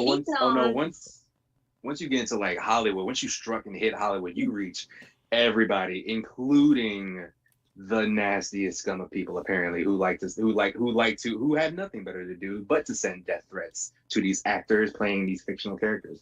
The little girl, the 13-year-old, I think she's 14 now, but the 13-year-old actress who got the role of Annabeth in the Percy Jackson series, they mobbed her account. Literally mobbed her account. Remember Amandla? Was it Amandla who was Rue in Hunger Games? Yeah, Hunger Games. And was that Amandla? The character, the character in the book is Black. Yeah, the character is literally Black. her whole district is supposed to be black. That's the point. But then they were like, I just didn't read her as black. Dark skin, dark curly hair. Well, remember tall, dark, and handsome? You know that phrase? Right, I used to say growing up, I was like, well, 2 out of 3 ain't bad because I'm not tall. And so, but then I realized you're not talking about actual dark-skinned people in that phrase when you think they're talking about an Italian dude. an Italian dude. And sometimes they're talking about like dark as in their demeanor. Oh, Like, okay. like a tall, brooding kind of guy, usually dark hair, like a Yeah. Bruce Wayne type of looking dude. A John Travolta in Grease kind of thing. Wow. Tall, dark, and handsome. Like, okay, like what? And that's the thing. That's how like it really messes you up. Like when people read, because you know, like some people visualize things when they read and stuff. And now I'm like, yo, maybe should writers be more specific when they say these things now? Because now we get into these arguments of like, oh, well, what did they mean when they said, oh, brown skin? Like, what does that mean? Like, because people will argue with you over the tiniest of semantics. The tiniest thing. So then it's like, okay, well then should the writer just straight up say they're black then? Well, that's why like I always just say, y'all made Jesus white, so you can't talk. Exactly. They look. and then I'm gonna say the same thing. they get mad. They get mad, but they don't say anything else after that. it's kind of like when people say, "Oh, Hermione is black." I don't buy that. That's the one I don't buy because J.K. Rowling would have named her something bad if J.K. Rowling. Banana. Right, like because J.K. Rowling does Cho Chang, Kingsley Shacklebolt, right? I remember Shacklebolt. Like I remember Shacklebolt. later I have on, so much later on, like they asked her, like, are there any Jewish people in Hogwarts? And then she comes up with just like a Jewish name off the top of her head, and I'm like, she would have Literally, named I was like, Hermione yeah. something bad if she was black. Yeah. And the final in a way. like what was it? It was these two Indian twins. The What was Patel it? twins. The Patel twins. No twins. They didn't actually try to even research the cultural dress. So then what they came in the Yule Ball looked bad. It was bad. It was horrible. And then and this is another thing that really, really pissed me off because you know there was the prequel series of Fantastic Beast. Fantastic Beasts. And like the first couple of ones, they include Zoe Kravitz. Zoe Kravitz being like one of the few black women besides the other one in that same series. And they have it to where her backstory is that a powerful white wizard put a spell on a black woman to steal her from her husband. And then he sexually assaults her because that's what love spells basically are. And then that's how Zoe Kravitz's character is born. And I'm like, that, mind you, that whole backstory, it happens this fast. So I'm like, you touched on a black woman literally being kidnapped and sexually assaulted by a white man in this particular time period. And Just you just say her left it at dad's that. Thomas Jefferson. It's too long. It is seems like Jefferson, you know. And so Sorry, then I'm sorry. basically Zoe Kravitz's Holy character is smokes. getting bullied for being weird at Hogwarts because at the time when Zoe Kravitz's character comes to Hogwarts, Hogwarts was still predominantly white. Yeah. And I'm like, and they don't go any further than that. They don't even touch on that. They don't even mention race, but you know that's what it was about. And so then instead of expanding on this character, guess what happened? She dies. Yeah. So it's like, okay, what? And then because actually J.K. Rowling announced where each of the Hogwarts schools are, like, because they're all, well, not Hogwarts, but there's different wizarding schools in different areas of the world. And like, there's only one in Africa, and it represents all of Africa. What? All right. She said, yeah. I guess I'll give him one. I guess I'll give him the school. Sure. I guess I'll give him Darth. She doesn't think like she put one American school in like North America, and it was started by someone who left like England or Hogwarts area and came and wanted to start a school like Hogwarts. But you're telling me there's no indigenous like Native American magic users that have they would have had their own magic school then, you know? That's Yeah, ooh, because that's it's like ooh, that's because true. with them, because people were like, what about the slaves? Like with the wizards who were slaves, and her explanation was basically just that like the black wizards just couldn't be bothered. Is the They're too lazy to get involved. Is the idea that like I is her idea that like any African with magic wouldn't have been caught? No, it's just that because you basically just like they were mudbloods, so they had no intentions to help them because wizards consider themselves their own separate thing. I mean, Wow. So I'm like, okay. In Fantastic Beasts, they're very like we're not gonna even touch on Hitler. They're just like we're not getting involved. The magical population didn't do anything in World War II. But it just gets so much worse. And because then there was the other black kid. He's the announcer you see at the Quidditch games. Yeah, Lee Jordan. His backstory is that he never got to meet his father because his father is a criminal. Oh, for fuck's sake, man. So he was raised by his white mom. Yeah. He has a white mom. I only watched the Harry Potter movies this year. This year is the first time I'd ever see any of them. And I gotta say, the first time I heard Mudblood, I was like, oh. Don't that sound like very I'm not gonna say it, but don't that sound slurish? I was like, I mean, it is. I was like, yeah. Hold up. The Death Eaters are literally white supremacists, like yeah. Low key, maybe not even low key. But then I'm like, how are you going to be anti-fascist, but then your work is racist and your work is racist, literally. Like the goblin. No, the freaking goblins, they're slaves. And she tries to say that they're not slaves, but I'm like, how else do you describe? And then like, no, they're slaves, but they like it. Well, we're talking the house elves, right? The house elves. Oh yeah, like Dobby? The house elves. Yeah. Because it's the house elves and then there's the goblins. And the thing is, both of them were banned from using magic. All of the other species and stuff, they're banned from using magic, so they can't rebel. And I'm like, was I supposed to be rooting for you? Woo, I heard the new game. I heard the new game is about like squashing a goblin rebellion. Yeah. Hey kids, you want to be a magical cop? Yeah. Right. Y'all are fucking hilarious. I don't care what nobody tells y'all. My god. It's mind-boggling because it's like the goblins own all the banks too. Yeah. And I'm like, and so that's a trope that I mean I do think needs to die. Like we gotta stop being like, you know what?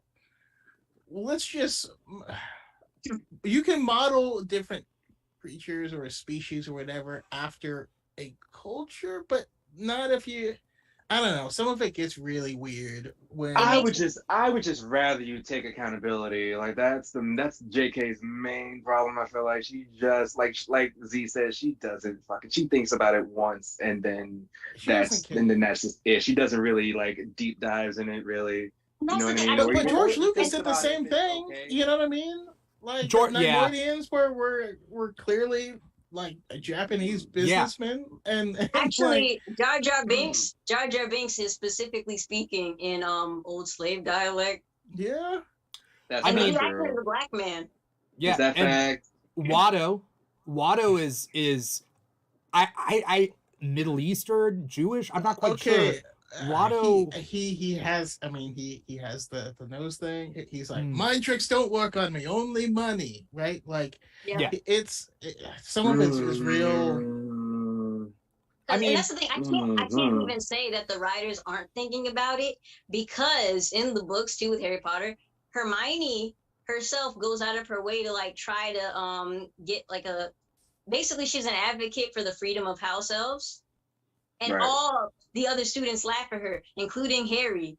They tell her she's stupid for trying to fight for the rights of house elves.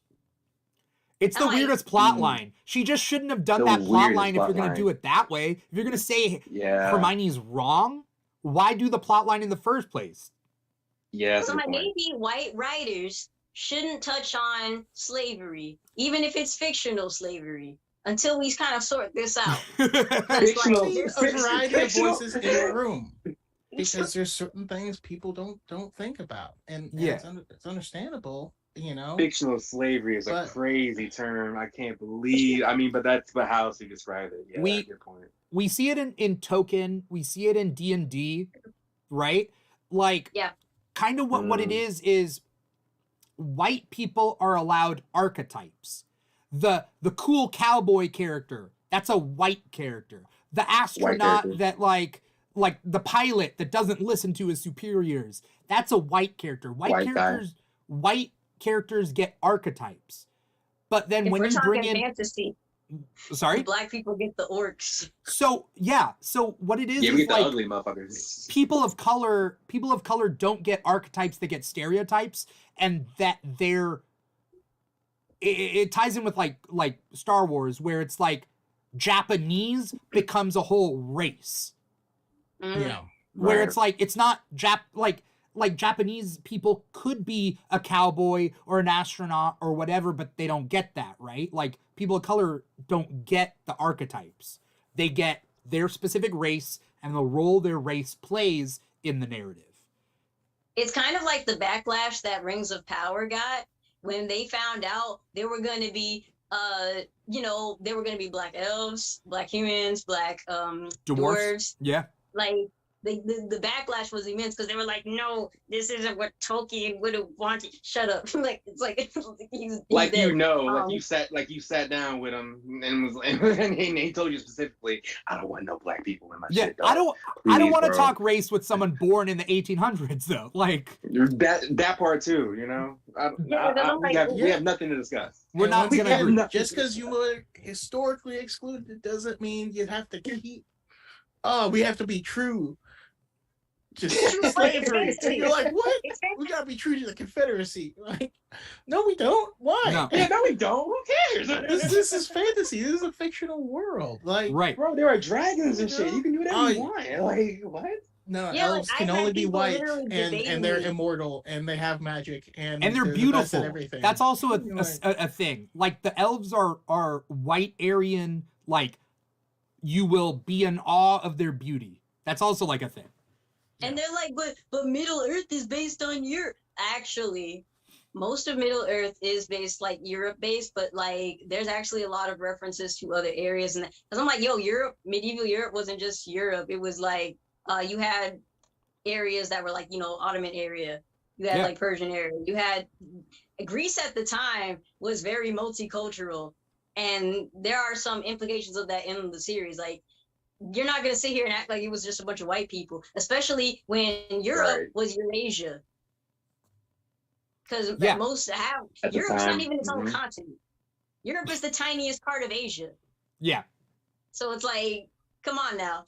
And then like North Africa's right here too. Like, you're not going to say like none of this was happening. Like, I love it when people try to like use scientific reasoning as to why a black person can't be like a mythological creature. Like a mermaid? I knew that's where you were going with that. I knew that's where you were going with that too. They really said that on live. Like, can you believe that? No, there wouldn't. Black mermaids weren't a thing. They didn't exist. Oh. And they're also so dumb too, because like I don't want to use science to back up mermaids, but even what they're saying is that like undersea creatures would be white is the most wrong. When you go deep, there aren't white creatures deep. There's no sunlight. Sunlight. And most of these are predatory creatures. You can't blend into your environment if you're pale. Exactly. All the white mermaids get eaten. This speaking facts, yo.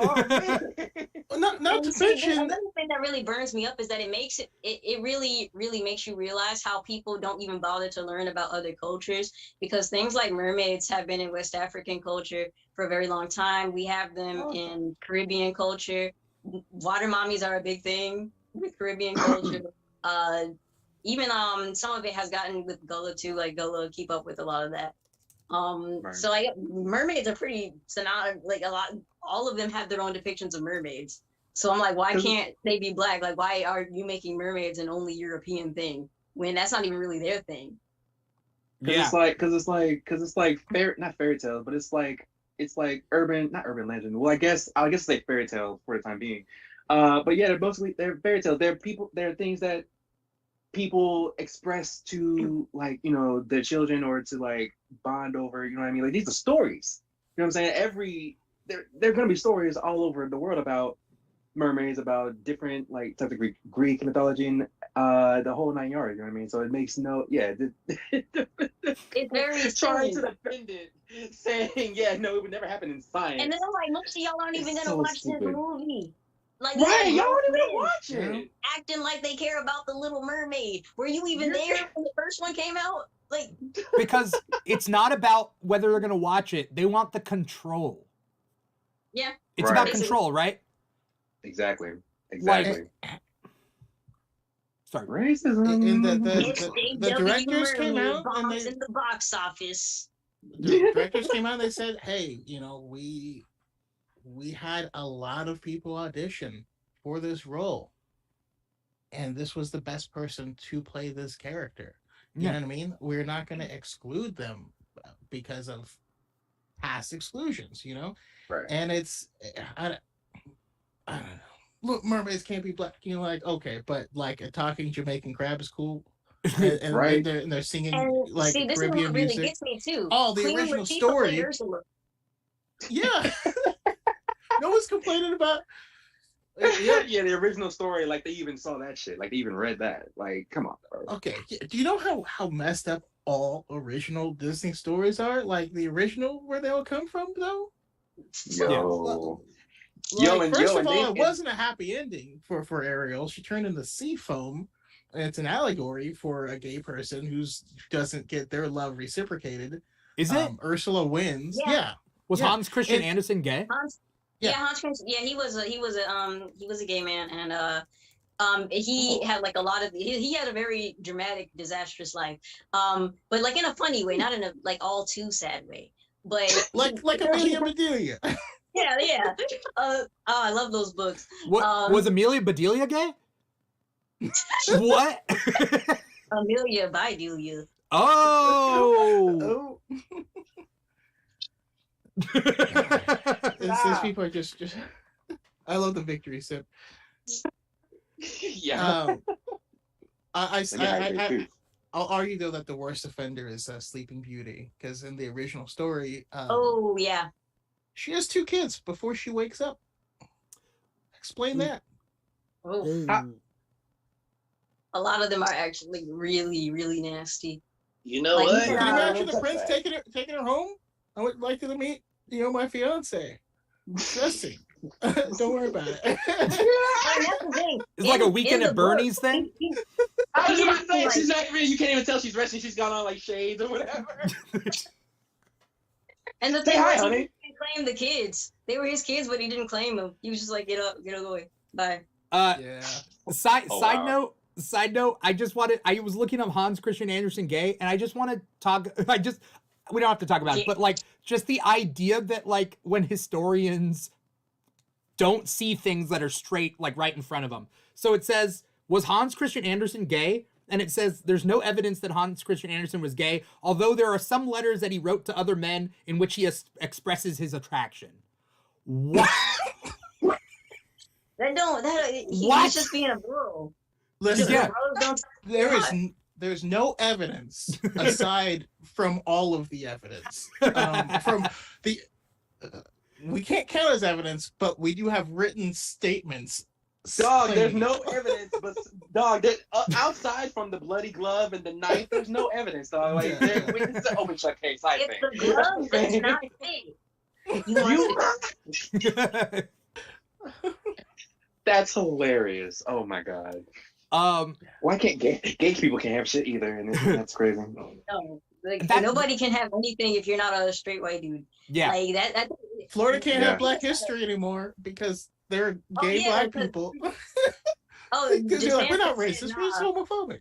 You're like, Black, here, but think you can have Black conservatism. Oh, great. Yeah, definitely. They put that in the school curriculums in Florida now, and everybody has to abide by the new law. Listen, everyone is allowed to lick boots if they want. We don't king shame here. Yeah. Oh my god. Who are you guys rocking with right now, character wise? Like currently. presently. Not currently. Yeah. Because Miles has gotten a huge push, and I love it. Because, again, when Miles first came out in the comics, people hated him. Because that was around the time Ultimate Peter Parker died, and then Miles was in the Ultimate Universe. He picked up the mantle. People hated him. And when I mean people, I mean specific sect of people that were hating on him. Right. And now they act like they were always rocking with him. They switch up so fast. They really do. I love Miles though. I am so gassed for Across the Spider-Verse, dude. That is going to be movie of the year. I'm calling it now. Oh yeah, that shit's gonna be lit. Gonna be great. And then they got Issa Rae too. Like Issa Rae's great. Oh come on. I'm trying to look up. There is there. Oh, and you know what? Hey, look out there in TV land. Because my fans know that I don't like Big Mouth. There is an episode of Big Mouth where it covers code switching. I'm trying to find the character's name. you mean the girl that got? Yeah. The one who got recast? The black dude. Yeah. Did it get recast? Because it's because she was the girl was the one that got recast, not the guy. The actress. Because it's what's her name? Jenny Slate. Jenny Slate was voicing her. Yeah. And so they recast, like she stepped down, and then they're casting I think a black actress, right? For the role. So well, yeah, that's what led to the backlash, because they're like, oh, well, now we can't have voice actors. Like, shut up. Well, think about like Cleveland. Wow, yeah, remember that trend where I think who else? Oh yeah, it was Cleveland. Cleveland got recast. Yep. Mm-hmm. But then also Apu from Simpsons. But like, did he get recast, or did he? Or I thought he was deleted entirely. I thought they got rid of him. They got rid of him from the show, I thought. Which is so fucked. It's so fucked up. Like, it's that whole situation's fucked. Yeah. Well, because like we don't know how to handle this. So like, how can we have this character if we don't have Hank Azaria doing an Indian accent the whole time? Like, oh my actually, God. I remember the creator of Phineas and Ferb got a little defensive when people asked him about Baljeet. Yeah. He was like, "Oh no, this is just like this is based off of Indian people." Like, no. Like he's supposed to be a lovable character. Yeah. So I'm like, I cannot. God damn it! I cannot find this character's name to save my life. I'm so sorry. It's wild because they still kind of keep up with like the accent thing, and I'm like, but if the character, I don't know why they do it, but it's very odd. It's interesting in cartoons, because in cartoons you can't see who's behind the voice unless you look into it, right? And my saying that I've said for a while, and feel free to use this because I'm trying to get it to catch on. It's that people would rather see blue and green races than black and brown faces.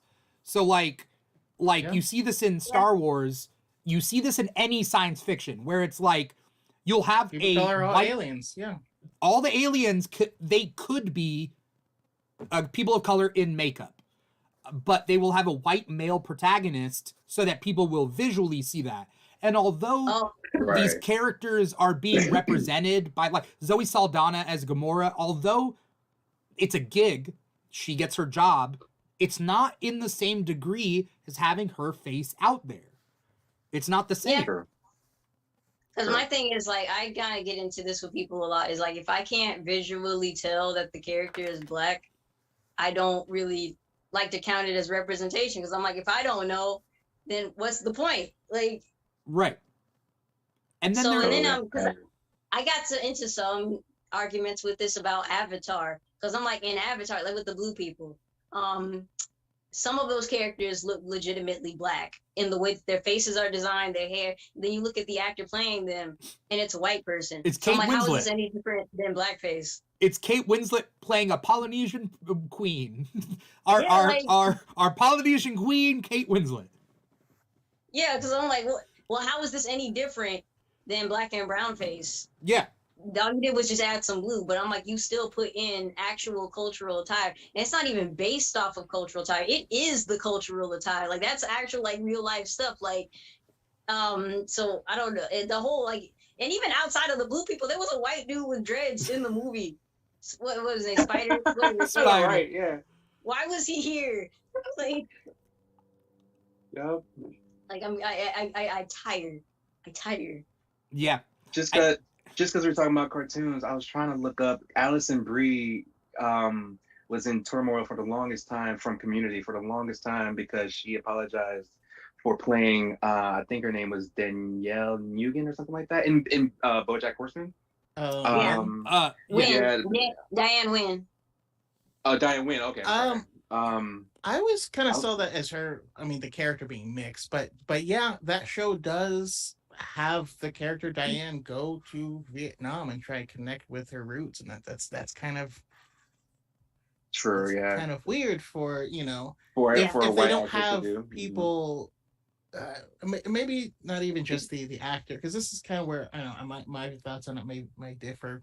But like the reason that you really do need to have that is because someone who is actually dealing with that can bring so much more to the table. Yeah. And I'm not saying a good actor can't bring that out with just their voice, but why train someone to try and do that when you can get someone that can do that? And that person who can do that probably isn't getting a whole lot of acting gigs because you know what I mean? Like, Exactly. Chloe Bennett talked about how hard it was for her to get into acting. She had to change her last name. It was Wang.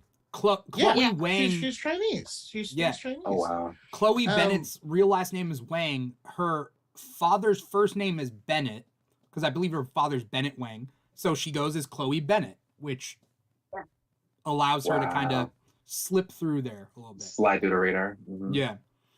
But like it's also like, yeah, these are communities that have been barred from being actors for the longest time, and now it's like slowly trickling in. But also in Diane's case, let's just say, you can, like, you're having Allison Brie play her, but then are there people who are actually Vietnamese in the writer's room? So like, at least if a person plays their own race, they can at least be like, this isn't pronounced this way. They don't do that, whatever. It becomes this like idea of like, what do white people think being Vietnamese is like? Yeah, like it's kind of like right now with the recent run of X-Men. I believe the character Karma, written by white people for the longest time, and they finally gave her someone from her culture to represent her, and they were like, oh, actually she doesn't even have a name from her culture. So they allowed the writer to give her a new name, because the name, they said, it doesn't make any sense. Like, you could tell a white person just made it up. Sean, I believe, is like yeah like they had to do it like all over again, because it's just like, oh, like, well, they just didn't know anything, they just made it up. It was kind of like how someone brought up before, like a lot of the I think this was on your podcast, I can't remember, but they mentioned how like a lot of African characters, especially like ones who are from Wakanda, they don't have surnames. Yeah, because I guess a lot of people just couldn't be bothered to give like African, like they couldn't like look up names from these regions. Yeah, this is screw it. It's like J.K. Rowling doing Cho Chang, to bring it back to that also, but like Cho Chang's not an actual name. Like that's like two last names, like Robertson Johnson.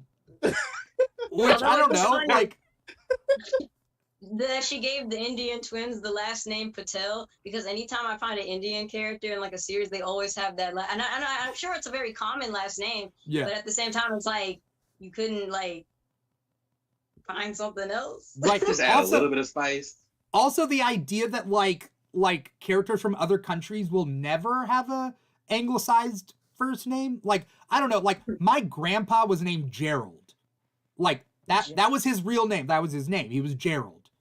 Like, it's like, it's not gonna be Baljeet all the time. Right. You know, it's not gonna be that. Yeah.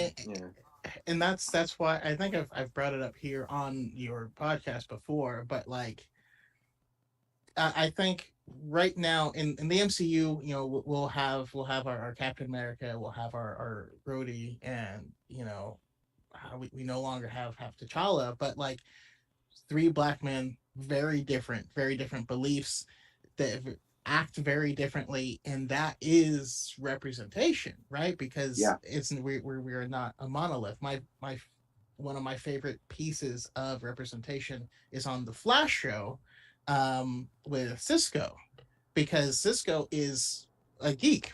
You know what I mean? That is who he is. He's Mexican. He speaks Spanish with his family. That's part of him, but that is not all of him. And it feels like a real person, like a real nerd who would talk like this to their family.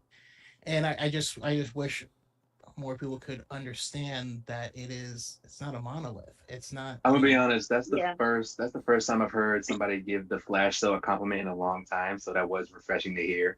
So I'm just saying. I mean, I haven't watched that show in quite a few seasons. It's funny. But, me neither. I get what you're saying though, because it's kind of like what I was kind of saying earlier, where it's like your race becomes your personality. Yeah. And everything about you just becomes based in the stereotypes concerning your race. Like, you know, I talk mostly about like black female characters, and I say anytime there's a black woman, I can almost always tell what her storyline is and what her character arc is, because black women kind of get put in these same boxes of the same archetypes. Like, you know, she's either going to be like the mammy, or like what is now modernized as like the black lady therapist, or like the black best friend, like the one who's like the emotional support dog of all the white characters. You know, like you have like the angry black woman. I was just about to say, if she's not just the sassy one, like in the group, like like that one. The sassy black friend, you have that too, where it's like, you know, they're like the comedian, like, you know, they're always there to provide either comfort or entertainment to the white characters, but they never really get to exist for themselves. So they don't really get like to be like main characters. They don't get to like have love interest. They don't get treated in the same way that like a lot of like white women would. So I get really tired when I watch shows with like a black female character. I'm like always like holding in my breath, because I know something bad is going to happen to them, or they're just not going to get treated right. Like I mentioned this, like with the Vampire Diaries. First of all, the producer of the series didn't even want a black girl there. So throughout the series, they keep trying to find new ways to kill her off. In fact, one of the main white actors literally had to threaten to leave the show so that the girl could get better treatment. So they can chill the fuck out. Yeah, Kat Graham, literally, like, of the actress who plays the character, she spoke up about it, and how it was basically just a house of horrors, and how even like the stylist on set, because you know they don't have a lot of black stylists, because in order to become a stylist on those sets, you have to join a union, and those unions are very exclusive. So she was like, none of them would even touch her. They would not touch her hair because they didn't even know how to do her hair. So Boy Meets World had that same thing.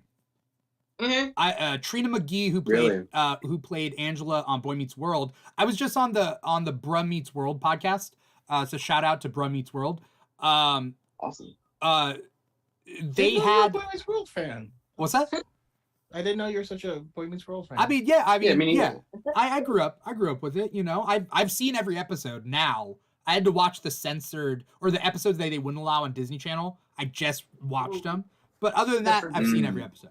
What was I saying? Oh, Trina McGee had to do her own hair on the show of Boy Meets World. Yeah. Because and it's they the didn't same have a for almost stylist. every black actress. Like same with Tati Gabriel from The Chilling Adventures of Sabrina. She had to do her own hair because none of them would touch her. This stuff is still going on. Like none of them would touch her. John Boyega complained about that on the set of Star Wars, and that's why he had such a glow up in Rise of Skywalker. Yeah, because these people would not hide. Like that's why part of the reason why people love Black Panther so much is because like you actually had black stylists and black designers on set. People who knew how to do black hair, people who knew how to do the lighting for black skin. Because a lot of shows, they don't care about black people and how they look in specific lighting. Because even Insecure does a really good job. Yeah, because Insecure looks fantastic. Before Titans got canceled, the actress Amy Diop, she asked the producer of the show about the lighting, because she's like, the lighting doesn't complement me very well because, you know, like I'm a darker skinned woman. And his response was basically just like, oh, well, I don't care because you're not the priority, your castmates are. And so it was like, oh, okay. Like, well, because people really just don't think about, you know, how a lot of these areas of exclusion are still there. Like, you know, there's still racism on the set. There's still colorism on the set. So it's like, and it just happened so then it's like, no matter what show you watch, the one Black person there will always be left with a horror story while everybody else is like reminiscing about it. This person be like, oh no, I was the only person getting treated horribly. It's kind of like the actor from Stranger Things, Caleb. Yeah, he was like, you know, I got all this harassment because I was Black. And then when he said that, it's like everybody just like started coming into it, like, shut up, like say it's not about race. I'm making things around, but then they're being racist in his comments. But they're being racist, yeah. Caleb McLaughlin, like, I think. Yeah, Caleb McLaughlin. And then I think he brought up how, like, you know, check your favorite shows and look at the actors and check the Black actors and compare their follower counts to the ones of their white castmates. Yeah. And like, because like the Black character is never treated like as seriously as everybody else, and like and it really tells on the writing too. Like the writers don't even care. It's like you can really tell when a character is just kind of there as like a diversity call, and the only time where they will be used is when they want to do a special episode about racism. You know, because that's the thing. Almost every Black character will almost have to always go through a issue of racism, and that'll be like the major character arc for them.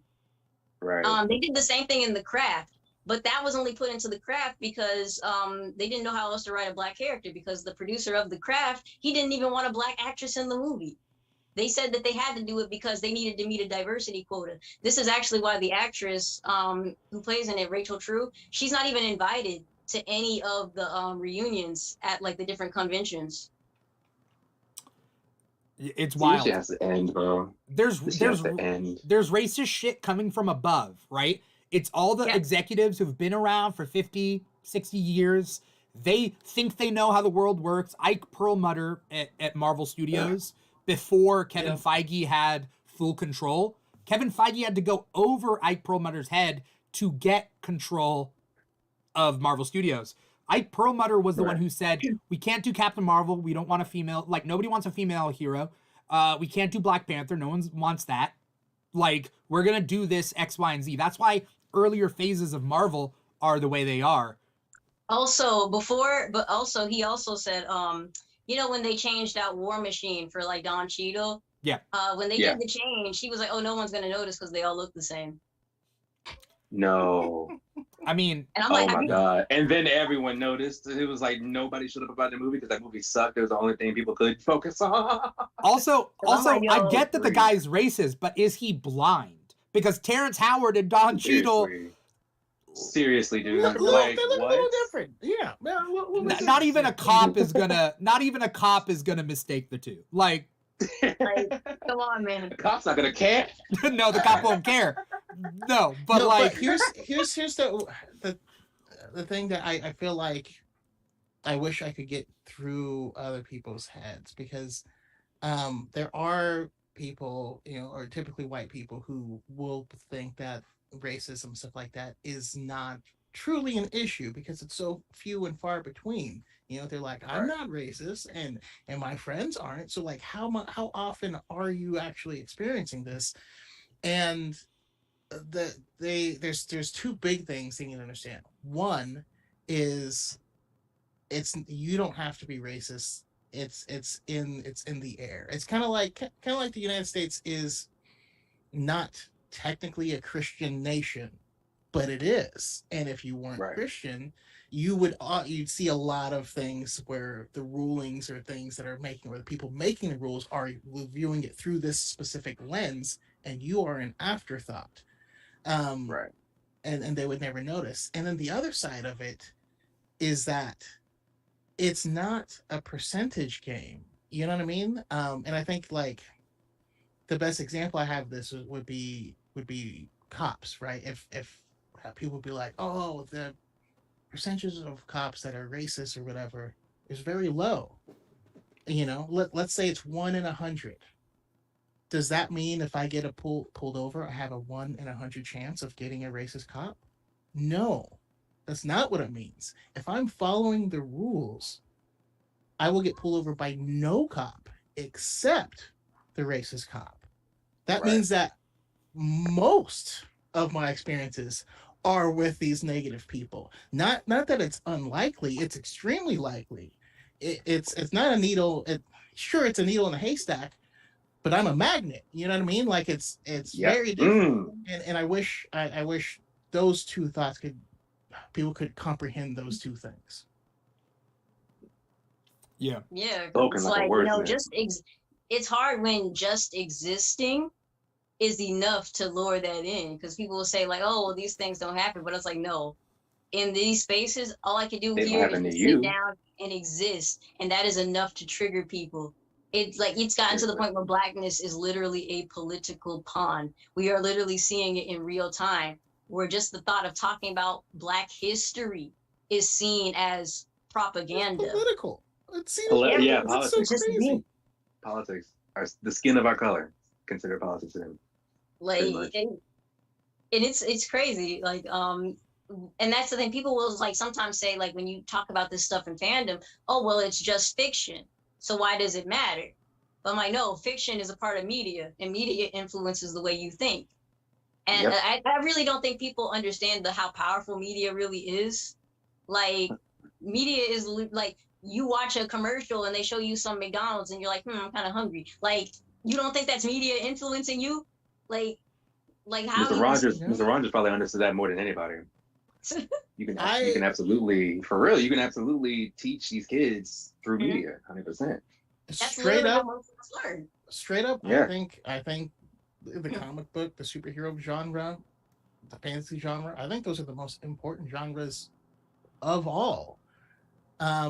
Because as a kid, I mean, I learned a lot of morality from Spider-Man. You know, I learned there's these things that, yes, you'll have, you know, your teachers teach you stuff and your parents do stuff, but you experience these stories of heroes, of heroics and what it is to be a good person and right from wrong.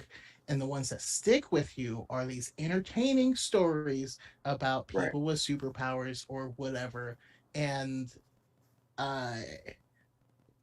if you can't understand that, you know, a little black kid seeing someone that looks like him make the right choices versus every time he turns on a TV, the people that look like him are criminals.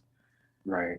If you can't see how that might affect someone seeing that over and over again for years, I can't help you. If you don't see how a little white kid only seeing people of color as terrorists, as criminals, all growing up, the reason the most racist places in the United States are the places with the least amount of diversity. How is that possible? The place with the least amount of people of color are the most racist against people of color. Where are they getting that information? Media.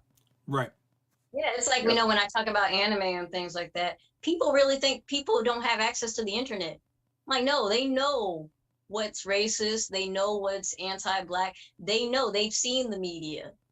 Like, you know, like these things just don't exist. These things don't randomly exist. Like the Black character getting called a gorilla is exactly what you think it is.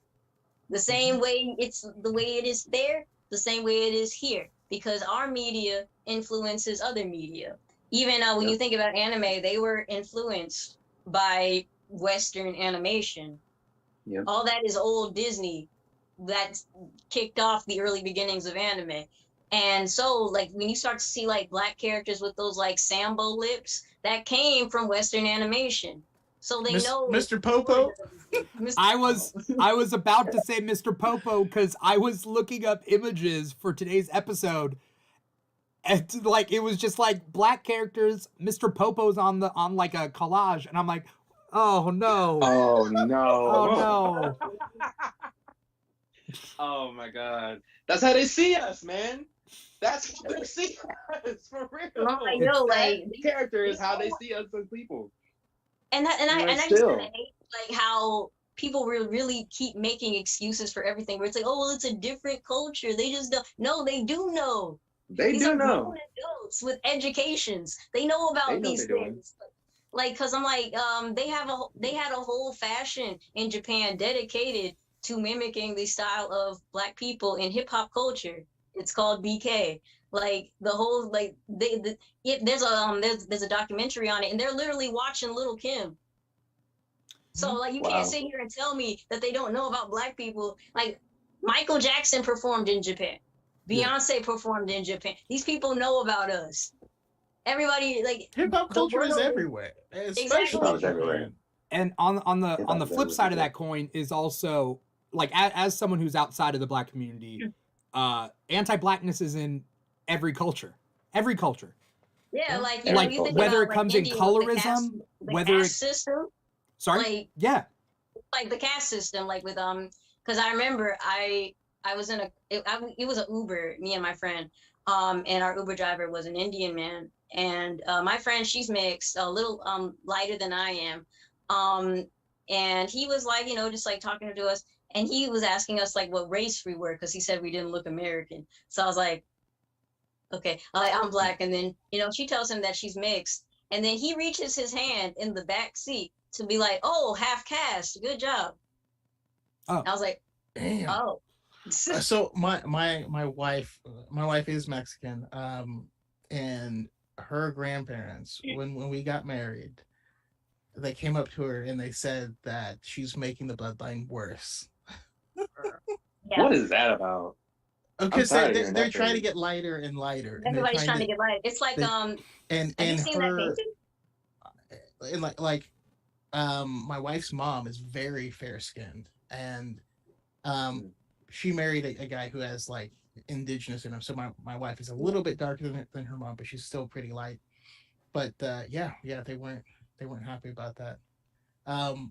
I will say though, sometimes the tropes play out in funny ways. I just can't help but think of Young Justice, where he's like, "Yeah, but have you ever had black lightning?" And you're like, Oh my god. oh, "Okay." That is a real line. That is a real I've line. never I heard forget that. All right. Although I will say, that's like, cool. when it comes to the Latino community, the Latino community gets it real bad too. Like, as someone who is Afro-Latina, if you so much as even try to discuss the Black presence in the Latino community, it's a wrap. Because they'll be like, because the first they'll shut you down with, oh no, we're all Latino. It's not like that.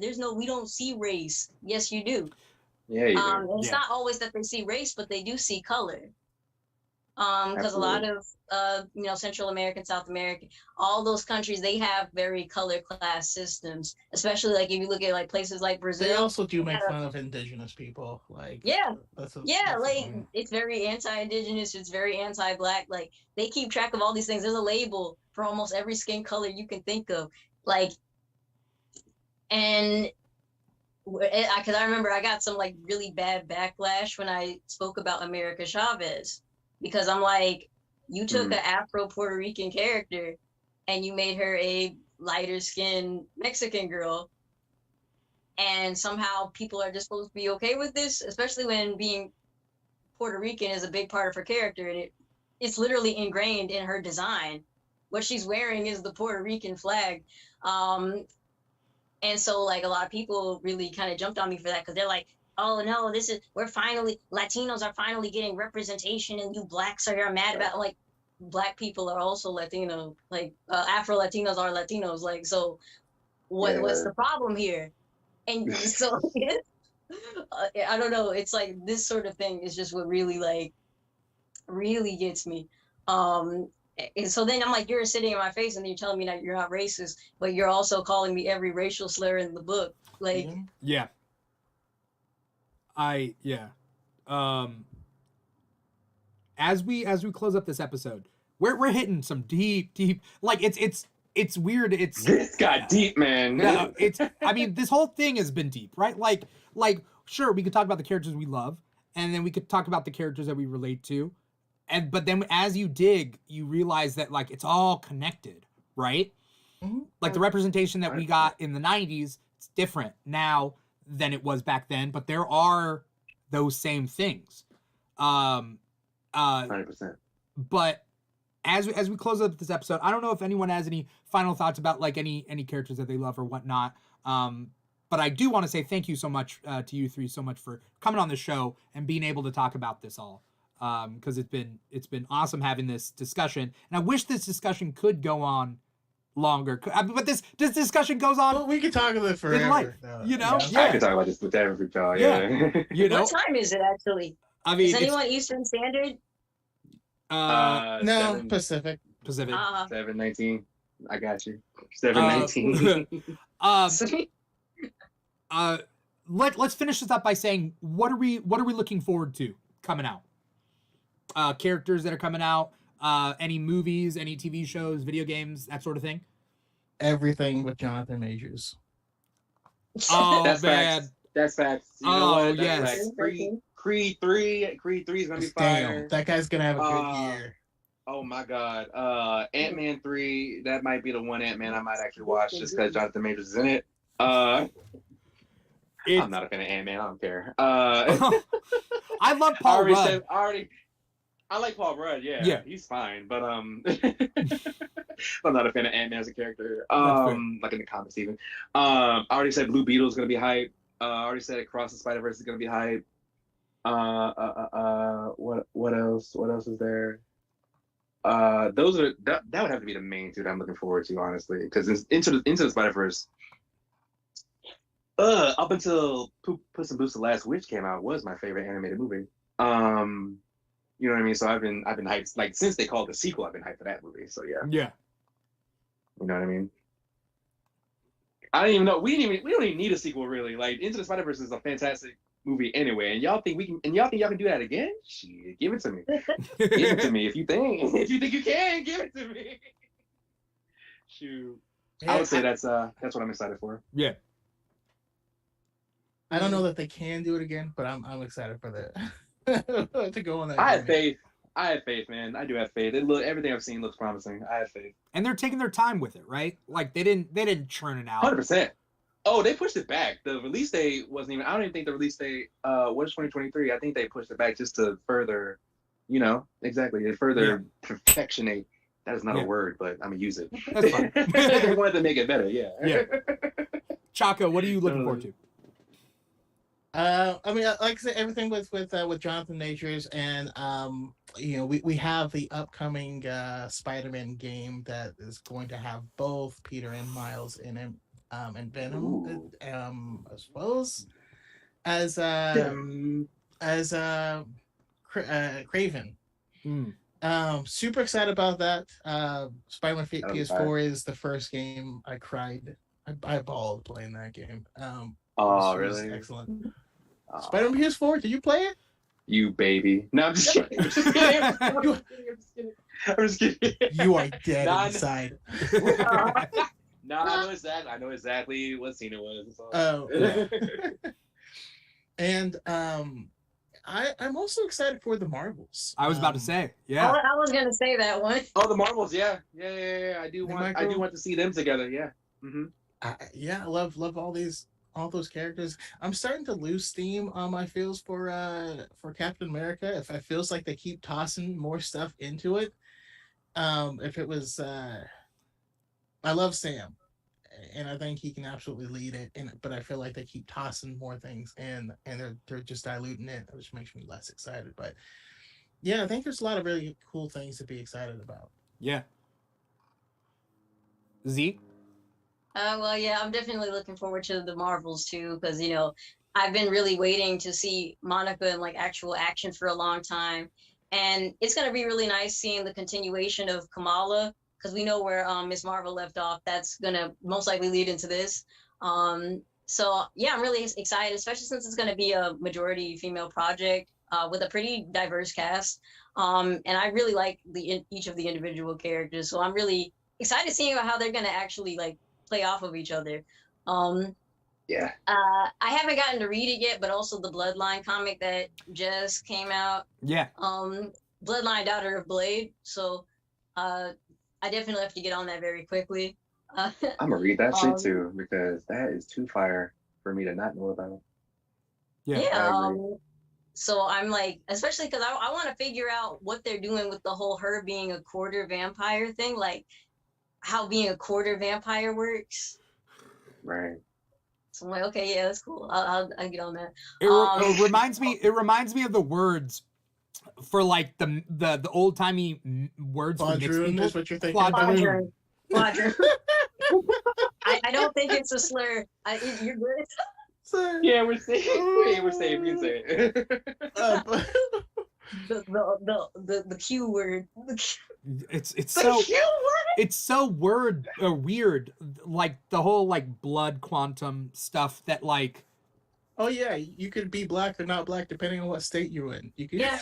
Because in some places it's like, if you're an octoroon, then you're not white. But in some places, if you were, because an octoroon is someone who is 1/8 black. So like, in South Carolina, if you made it to being an octoroon, then they would consider you maybe white. But if you were a quadroon, nah. But it's so weird because like eight what's that? 4 grandparents, so then 8 great grandparents, right? If one of your great grandparents was black and the other 7 great grandparents are white. Although I don't know, because Sandy Just one Newton's drop daughter, some places. Sandy Just one Newton's drop. daughter, in The Last of Us, Sandy Newton's daughter, she's only a quarter black, but she looks like that.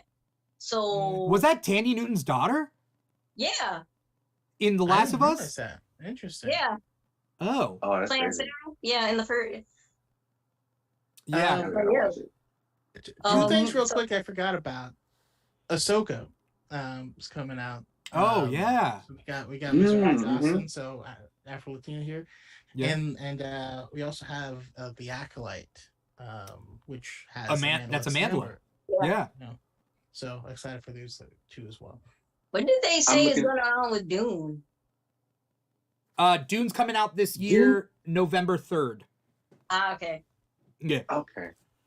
I used to be I'm looking forward to Batgirl, but that's gone forever. So I'm mm. Oh, I'm man, so right. upset that Batgirl got filmed and all Axed. pretty much finished, and then They're just keeping it somewhere. Everybody They just got got a that shit in a job. vault somewhere. just like that. it couldn't have been worse than Black Adam. Like it would have it would have been a better movie.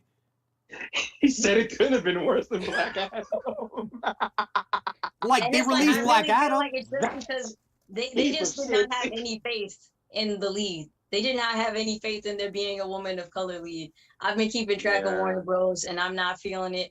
And it also sucks 100%. because this would have been a huge thing for Brendan Fraser too, because he was going to be playing the villain. Firefly. Yeah. Yeah, Firefly.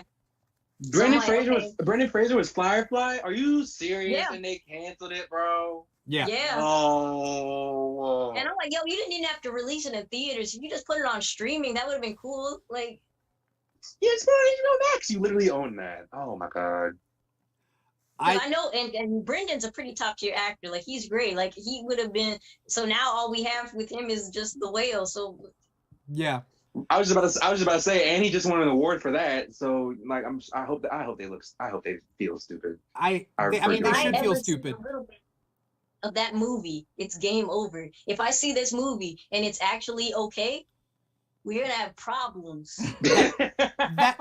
That's the thing, right? That's the thing. It's that like female-led movies, minority-led movies, they aren't given second chances. This is kind of society in general, not just movies. Yeah. But like you don't get second like Catwoman came out and Elektra came out, those movies back in the day, and then they were like, we are never gonna do a female-led superhero movie ever. It's like, no, those were just shitty movies.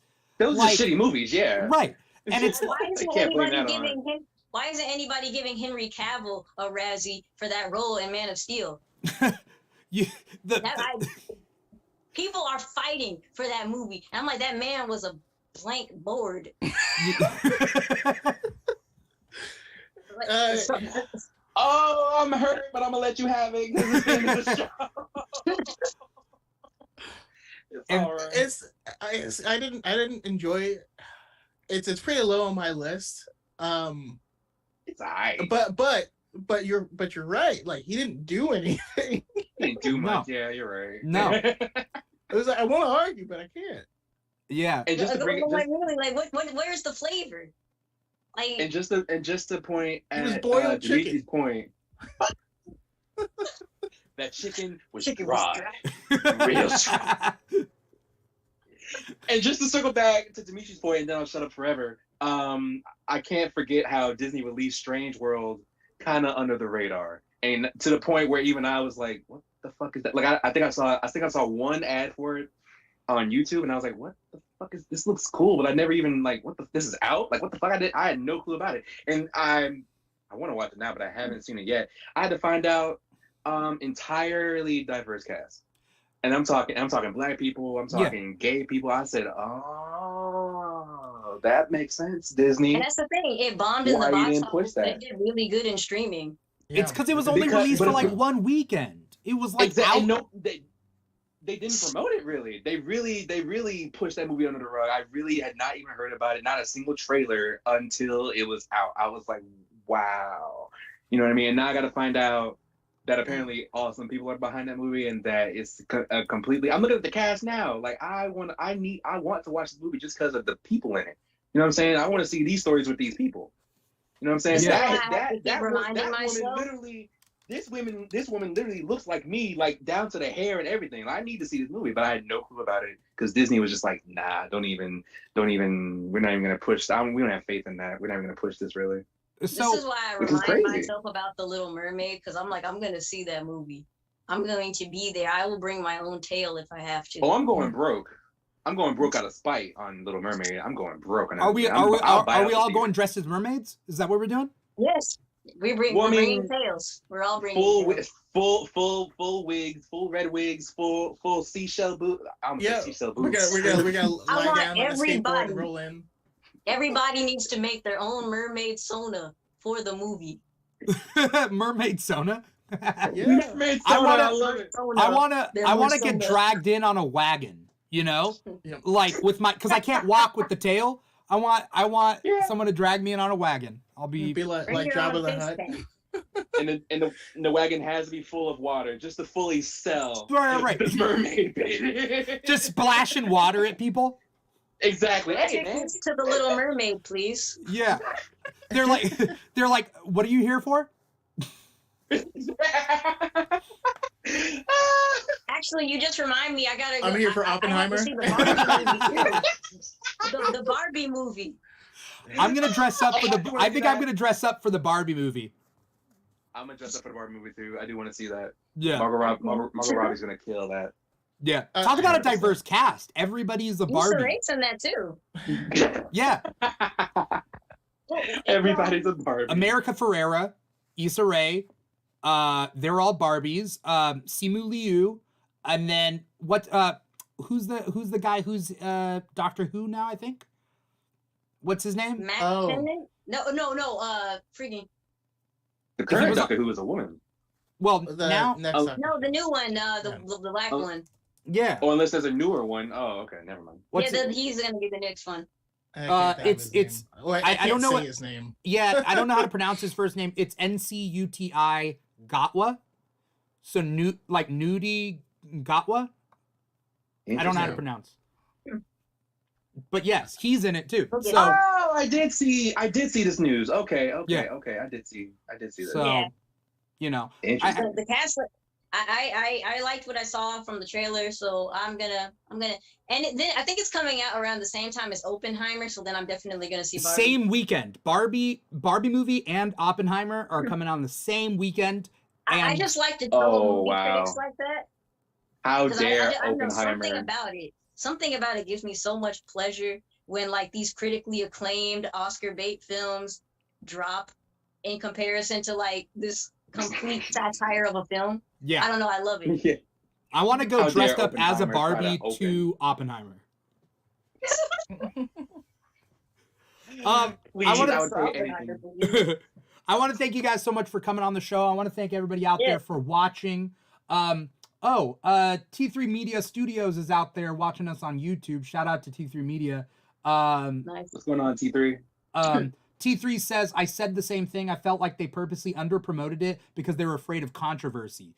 Talking about Stranger Worlds, I believe. Strange World, yeah. Strange World, yeah. I believe that too. I believe that too. That's how Disney gets their money, is from China. So I'm sure they have to. That's why they canceled Owl House. Not only black characters, not only a gay character, but also interracial coupling.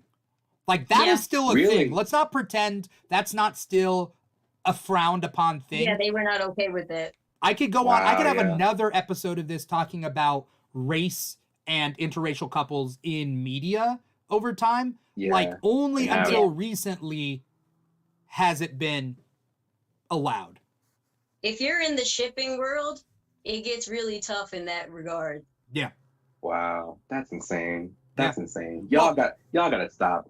Y'all gotta chill. The side note with this is that if you guys have ever seen Hitch, with Will Smith, loved Hitch. His love interest was supposed to be Cameron Diaz, but Cameron Diaz was not allowed to be his love interest because she was white, and so they get Eva Mendes. So up until maybe 7 years ago, Hollywood was very hardcore against interracial dating. That is fact. I would have loved that movie. Not to downplay Eva Mendes. She was great in the movie too. But man, Will Smith and Cameron Diaz, we were snubbed on that. Come on, bro. Yeah. So I love Cameron Diaz. That's a separate thing. Anyway, thank you guys so much for coming on the show. Thank you to Mr. Plow out there who was moderating comments for the show. Mr. Plow, co-producer of the Keeg. Shout out to Fortunate Lee. Mentioned that they can't believe they missed 900 episodes already, though. So just so you know, this is season 9, episode 4 of the Keeg Talks, but it's not episode 904, even though it's listed that way. Some seasons had less than 100 episodes. So just so we know. And then there was some other people out there. I'm just having to scroll up. Just want to shout out Mr. Lucky 13, and then Gamerboy 121. We're also live in the comments watching us. But I want to thank you three so much for coming on the show. Before we get going, where can we find you online? What do you got coming up? Anything that you want to plug? Z, I'll let you go first. Where can we find you? You can find me at the Mighty Z0 on Instagram and TikTok. I'm also on Twitter under the Mighty Z2. Nothing coming up too much, but I post basically every week, so something's always happening. Yeah. Sure. Thank you so much, Z, for coming on here. Thanks for having me. Noah, where can we find you online? What do you got coming up? So what y'all want to do is y'all want to look up Noahtoons on everything. That's Instagram, that's TikTok, that's Twitter, that's YouTube. I'm mostly on TikTok. Y'all, I post every day on TikTok, and I can't stand when people are like, I haven't seen you in months. Like, I don't know how that's possible. But I do post every day on TikTok. And I am coming out with projects on my YouTube. I will be more prominent on there. I want to push out a Velma video before March at some point. So look out for me there as well. Okay. Awesome. And gang. Brandon, DarthChoco. Noahtoons, it's all the same username at every place. Choco, where can we find you? DarthChoco TikTok, DarthChoco on YouTube, DarthChoco7 on Twitter, and DarthChoco IG on Instagram, because they shut down my Instagram account for no freaking reason. But yeah, that happened. I thought you were about to get abducted. Yeah, that was you died. I was like, oh, what shit was going on? No. I didn't go towards the light. You notice that I didn't go towards it. No. Happens once a day. We see him float up. Grim Reaper's pissed off. It's all good. All right, no. Choco is out of here apparently. It's all good, mate. But yeah, thank you so much for having me. It's always a pleasure to come on here and hang out.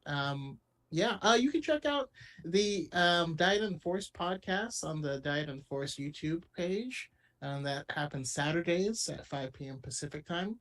And we're also on that channel doing reactions to Last of Us and Supernatural, because I've never seen That's got to be fire. Never seen it, so All right.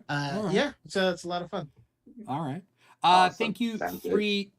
All three of you do amazing content, and I'm super happy to have you on this episode today. I would love to have you guys back again on other episodes. Luckily, the Keeg Talks is every weekend. It used to be a bi-weekly show. Now it's a weekly show, so we do it on the weekends. So I would love to have you guys back. We will figure that out another time.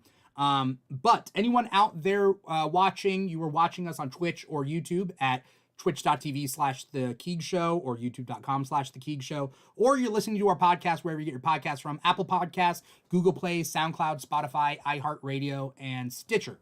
Wherever you get your podcasts from, we are there. We're also primarily, our social media is TikTok and YouTube, or TikTok and Instagram at The Keeg Show. We're also on Facebook and Twitter if that's, your thing. But TikTok and Instagram, definitely follow us there to stay tuned with what we got. We got the Keeg Talks every weekend. We got Comic Talk every Thursday, where we talk about that week's releases of comics. And then when The Mandalorian comes on, we're going to be doing late night after shows for The Mandalorian Season 3. DarthChoco will be one of the guests on it. So, definitely worth staying up and losing a bunch of hours of sleep for. So. Alone, I agree. Yeah. I agree. Thank you, everybody, for watching. Thank you guys so much for coming on this show. Once again, Dimithri, I can't thank you enough, man. I can't thank you enough. Don't make the. We'll sit here and battle, bro. We just keep going. Don't think you can thank me better. Thank you for thanking me. Thank you guys so much. I'm your host, Dimithri Perera, and this has been the Keeg Talks, Black Characters in Fiction. Take care, everybody. Bye-bye. Peace.